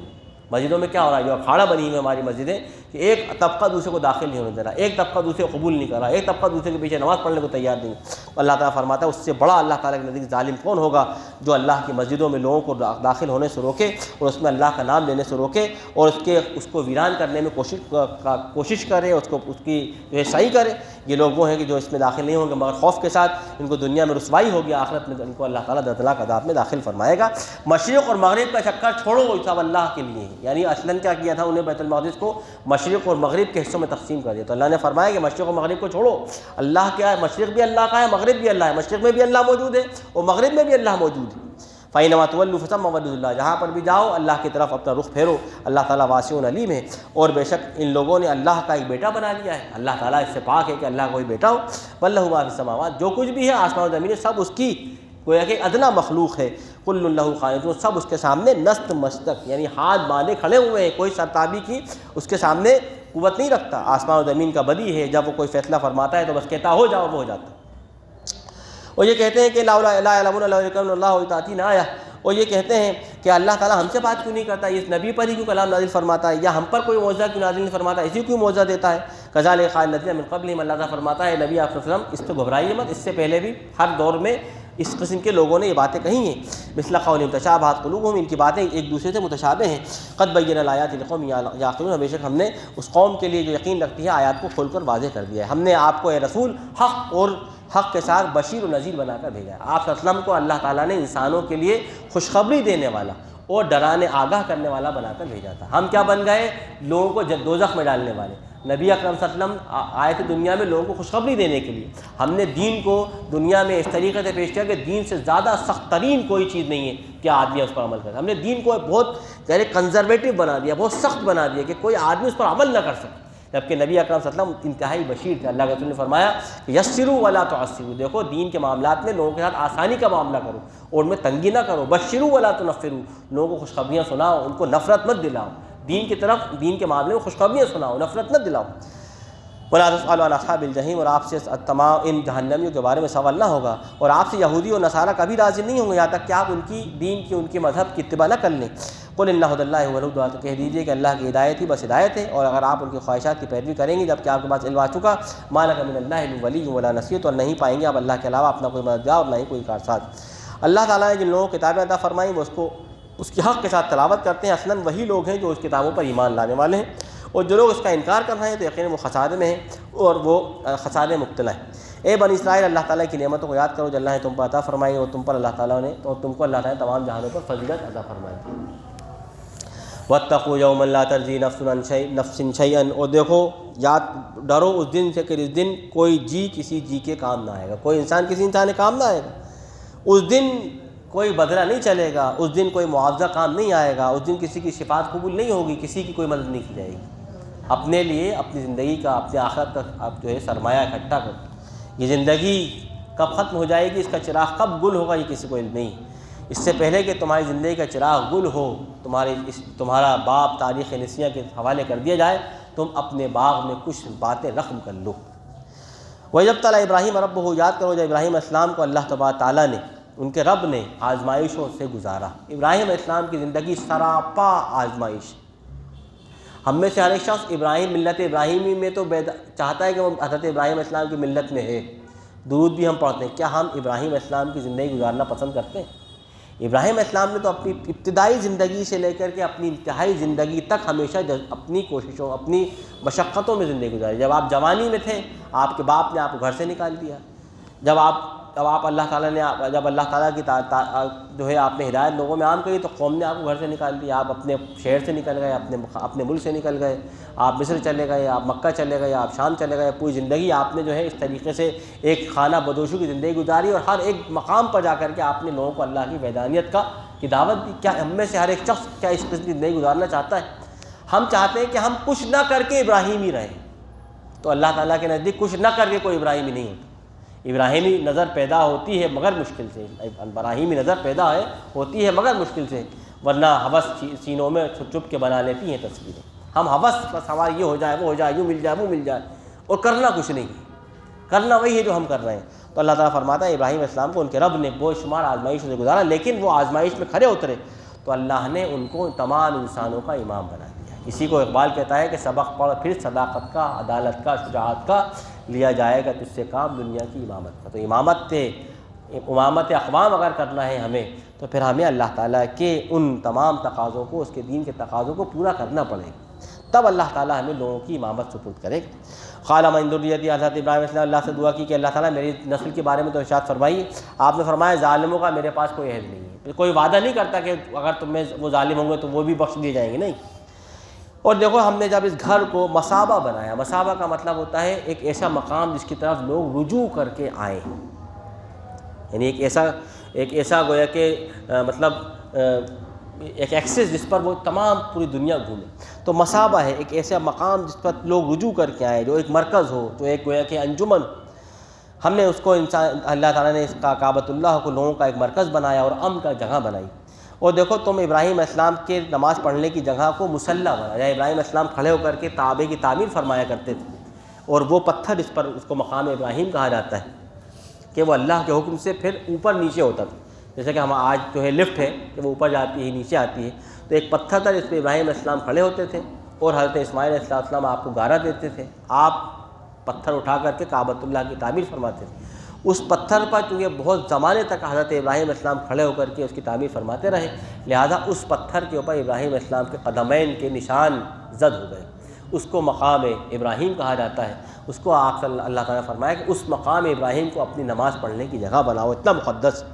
اور ہم نے ابراہیم سے وعدہ لیا تھا اسماعیل سے کہ وہ میرے گھر کو، یعنی جو کعبۃ اللہ میرا گھر ہے، اس کو طواف کرنے والوں کے لیے، اعتکاف کرنے والوں کے لیے، رکوع کرنے والوں کے لیے، سجدہ کرنے والوں کے لیے وہ پاکیزہ بنائے۔ اور ہم نے ابراہیم کو حکم دیا، ابراہیم علیہ السلام نے اللہ سے دعا کی کہ رب ہمارے اس شہر کو امن کا گھر بنا دے، اور ہمارے اس شہر میں رہنے والوں کو اپنی تمام ثمرات سے ان کو ثمرات عطا فرما، جو ایمان لے آئے اللہ پر آخرت کے دن پر۔ آپ نے فرمایا، اللہ تعالیٰ نے فرمایا کہ جو ان میں سے کفر کرے گا تو میں اس کو تھوڑا بہت دنیا کی زندگی تو میں اس کی گزروا دوں گا، لیکن آخرت میں اس کو دردناک عذاب کے حوالے کر دوں گا۔ دنیا میں اگر کوئی شخص معاشی طور پر بہت ساؤنڈ ہے تو اس کا مطلب یہ نہیں ہے کہ اللہ تعالیٰ اس سے خوش ہے، کیونکہ بے شمار فرعون، قارون اور حامان ایسے گزر چکے ہیں دنیا میں، بڑے ساؤنڈ تھے۔ آج بھی دنیا میں جو بڑے ملینرز اور بلینرز ہیں ان کے پاس دنیا میں کوئی کمی نہیں، لیکن کیا اللہ تعالیٰ ان سے خوش ہے؟ اللہ تعالیٰ کے ہاں اللہ تعالیٰ کی رضا کا جو پیمانہ ہے وہ دنیا کی ترقی یا دنیا کا معاملہ نہیں ہے، بلکہ اللہ تعالیٰ فرماتا ہے کہ یہ متاع دنیا ہے، متاع حیات ہے جو اللہ تعالیٰ ہر انسان کو دیتا ہے۔ ایمان لائے گا اس کو بھی ملے گی، جو ایمان نہیں لائے گا اس کو بھی دے گا۔ اللہ تعالیٰ تمام جہاں تک کہ اب اللہ تعالیٰ یہ متاع حیات چرند و پرند کو دے رہا ہے تو ہر انسان کو دیتا ہے، یہ اللہ کا قانون ہے۔ ابھی المصیر بہت برا ٹھکانہ ہے۔ ابراہیم نے جب اس گھر یعنی کعبۃ اللہ کی بنیادوں کو بنایا اور اس کو اٹھایا، اور حضرت اسماعیل علیہ السلام نے، تو وہ دعا کر رہے تھے کہ رب ہم سے ہمارے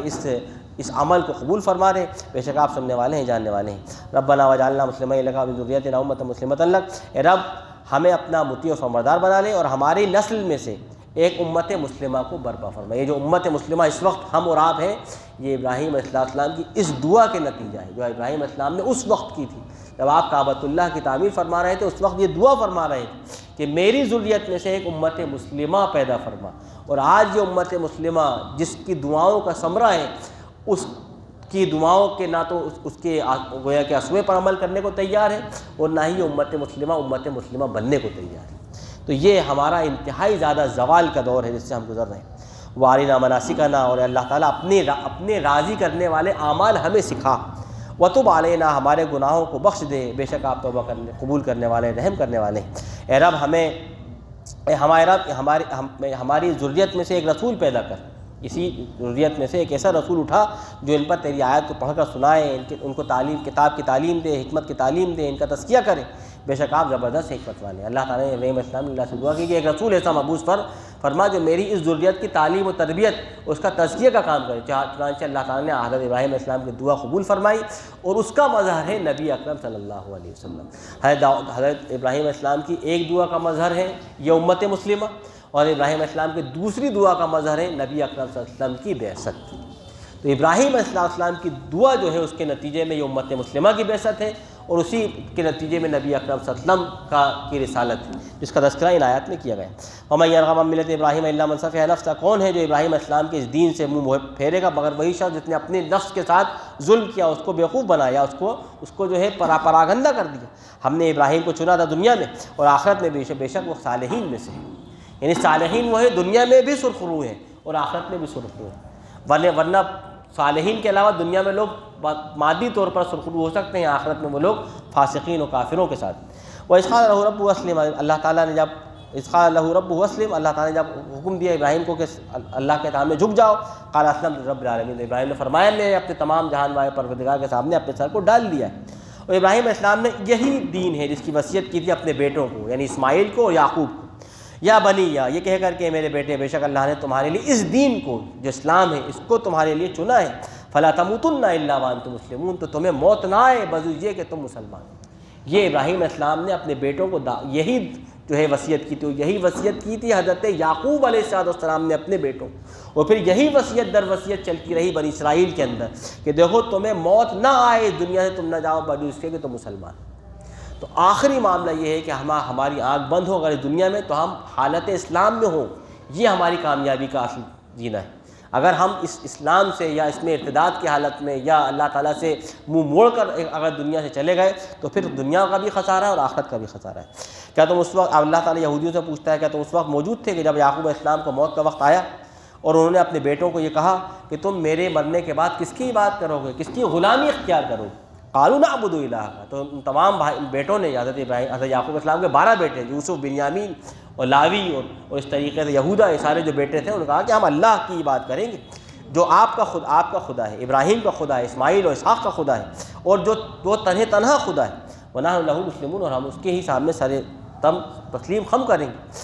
تو اللہ تعالیٰ فرماتا ہے پھر کیا ہوا؟ اللہ تعالیٰ نے سے جو وعدہ کیا تھا ان کے بیٹوں نے، پھر کیا ہوا؟ انتقال کے فوراً بعد انہوں نے کس کے سامنے سجدہ نہ کیا۔ اللہ تعالیٰ فرماتا ہے کہ یہ وہ قوم تھی گزر چکی، جو اس نے کمایا وہ اس کے نامہ اعمال میں لکھ دیا گیا، اس کی جزا اس کو دی جائے گی۔ وَلَا تُسْأَلُونَ عَمَّا كَانُوا يَعْمَلُونَ، اے لوگوں تم سے ان کے بارے میں سوال نہیں کیا جائے گا تمہارے باپ کیا تھے۔ پدرم سلطان بوت کہنے سے کچھ نہیں ہوگا، ہمارے باپ بادشاہ تھے، وہ بڑے بادشاہ ہوں، تم کیا ہو؟ تھے تو آبا تمہارے ہی مگر تم کیا ہو؟ ہاتھ پر ہاتھ رکھے منتظر فردہ، بس ہم منتظر ہیں کچھ ہو جائے، وہ فلاں کر دے، یہ کر دے، وہ کر دے، ہم کچھ خود نہیں کر سکتے، ہم اللہ تعالیٰ بس منتظر، ہاتھ پر ہاتھ۔ قالوا كونوا هودا ونصارى تهتدوا، کہتے ہیں کہ یہودی کہتے ہیں یہودی بن جاؤ، عیسائی کہتے ہیں عیسائی بن جاؤ تو ہدایت پر رہو گے۔ اللہ تعالیٰ فرماتا ہے نہیں، ابراہیم علیہ السلام کی ملت جو اللہ تعالیٰ کی طرف یکسو تھا اس دین پر کی اتباع کرو گے تو پھر تم کامیاب ہوگے۔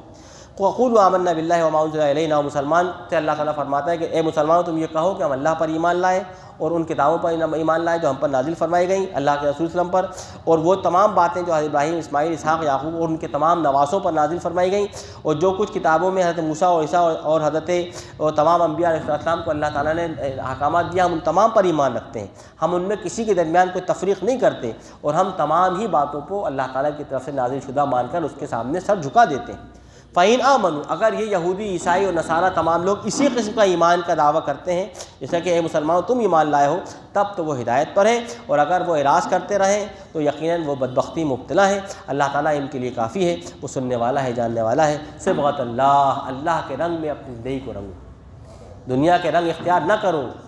اختلافی رنگ اختیار نہ کرو، کسی قبائلی رنگ نہ رنگو، اللہ کے رنگ میں رنگو کہ اس سے تمہارا رنگ ایک جان، ایک قالب کی طرح نظر آتا ہے۔ اگر ہم مختلف رنگوں میں رنگ جائیں گے تو پھر اتحاد کہاں ہے، اجتماعیت کہاں ہے؟ اللہ کے رنگ میں رنگو کہ بے شک اللہ سے بہتر رنگ کسی کا نہیں ہے۔ وَنَحْنُ لَهُ عَابِدُونَ، اور ہم اسی کی عبادت کر رہے ہیں۔ اور کہہ دیجئے کہ تم اللہ کے معاملے میں ہم سے جھگڑ رہے ہو جبکہ وہ ہمارا اور تمہارا رب ہے، ہمارے لیے ہمارے اعمال ہیں، تمہارے لیے تمہارے اعمال ہیں، ہم اللہ تعالیٰ کے لیے انتہائی مخلص ہیں۔ ہم تقولون کیا تم یہ کہتے ہو کہ ابراہیم و اسماعیل و اسحاق و یعقوب اور ان کے نواسے اور ان کے پوتے وہ سب یہودی تھے؟ یا تم میں سے کوئی دعویٰ کر کے یہ کہہ سکتا ہے کہ وہ سب عیسائی تھے؟ انتم اعلم باللہ، اللہ تعالیٰ سوال کر رہا ہے تم جانتے ہو یا اللہ تعالیٰ جانتا ہے کہ وہ کیا تھے؟ تم نے گڑھ لیا کہ صاحب وہ سب یہودی تھے، یہودی کہتے ہیں، اور عیسائی کہتے ہیں وہ سب عیسائی تھے۔ تو اللہ تعالیٰ فرماتا ہے ان سے پوچھو کہ یہ زیادہ جانتے ہیں کہ اللہ تعالیٰ؟ ومن اظلم ممن کتم شہادۃ عنده من اللہ، اس سے بڑا ظالم کون ہوگا جو اللہ کی گواہی کو چھپائے؟ وما اللہ بغافل عما تعملون، اللہ تعالیٰ غافل نہیں تم کر رہے ہو۔ تلک امۃ قد خلت، یہ وہ قوم ہے، یہ وہ امت ہے جو گزر چکی،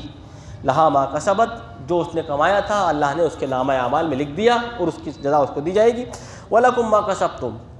اے امت کے لوگوں تمہیں وہ ملے گا جو تم کما رہے ہو۔ اگر آج تم کماؤ گے تو کل کاٹو گے، اگر آج کچھ نہیں کماؤ گے اور اگر یہیں منتظر فردہ رہے تو وہاں پر بھی انتظاری کرتے رہنا، وہاں کچھ ہاتھ نہیں آئے گا۔ تو اللہ فرماتا ہے کہ تم کو وہی ملے گا جو تم کماؤ گے۔ ولا تسألون عما كانوا يعملون، تم سے ہرگز سوال نہیں کیا جائے گا تمہارے آباء و اجداد ان کے نسب کے بارے میں کہ وہ کیا تھے، نبی تھے، ولی تھے، بزرگ تھے، دیندار تھے، وہ ان سے تمہارا کام نہیں چلے گا۔ تم اگر دیندار ہو، تم اللہ کے دین پر عمل کر رہے ہو، اس کے تقاضوں کو پورا کر رہے ہو، تو اللہ تعالیٰ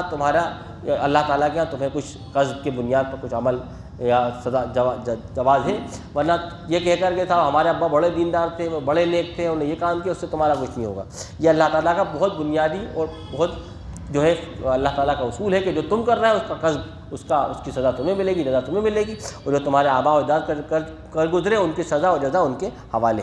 ولا تسألون عما كانوا يعملون، اور تم سے ہرگز سوال نہیں کیا جائے گا ان کے بارے میں کہ وہ کیا کر رہے تھے۔ یہ سورہ البقرہ کی 141 آیات کی جس پر یہ پہلا پارہ اپنے اختتام کو پہنچتا ہے، یہاں پر تکمیل ہوئی ہیں۔ اللہ تعالیٰ سے دعا ہے کہ اس سلسلے کو انشاءاللہ اب کل بھی ہم دوسرے پارے کی ابتدا کریں گے اور اس میں اس کے مضامین اور اس طریقے سے اختصار کے ساتھ اس کا خلاصہ ہوگا انشاءاللہ۔ جو لوگ تشریف لائیں کل تشریف لے آئیں انشاءاللہ، اس طریقے سے یہ دورہ قرآن آگے ہوگا۔ اللہ تعالیٰ دعا کرتے ہیں کہ اللہ تعالیٰ ہمیں عمل کرنے کی توفیق عطا فرمائے۔ وصدق اللہ العظیم ونفعنی وإیاکم بالآیات الحکیم۔ صلی اللہ تعالیٰ علی خیر خلقہ محمد وآلہ وأصحابہ اجمعین برحمتہ۔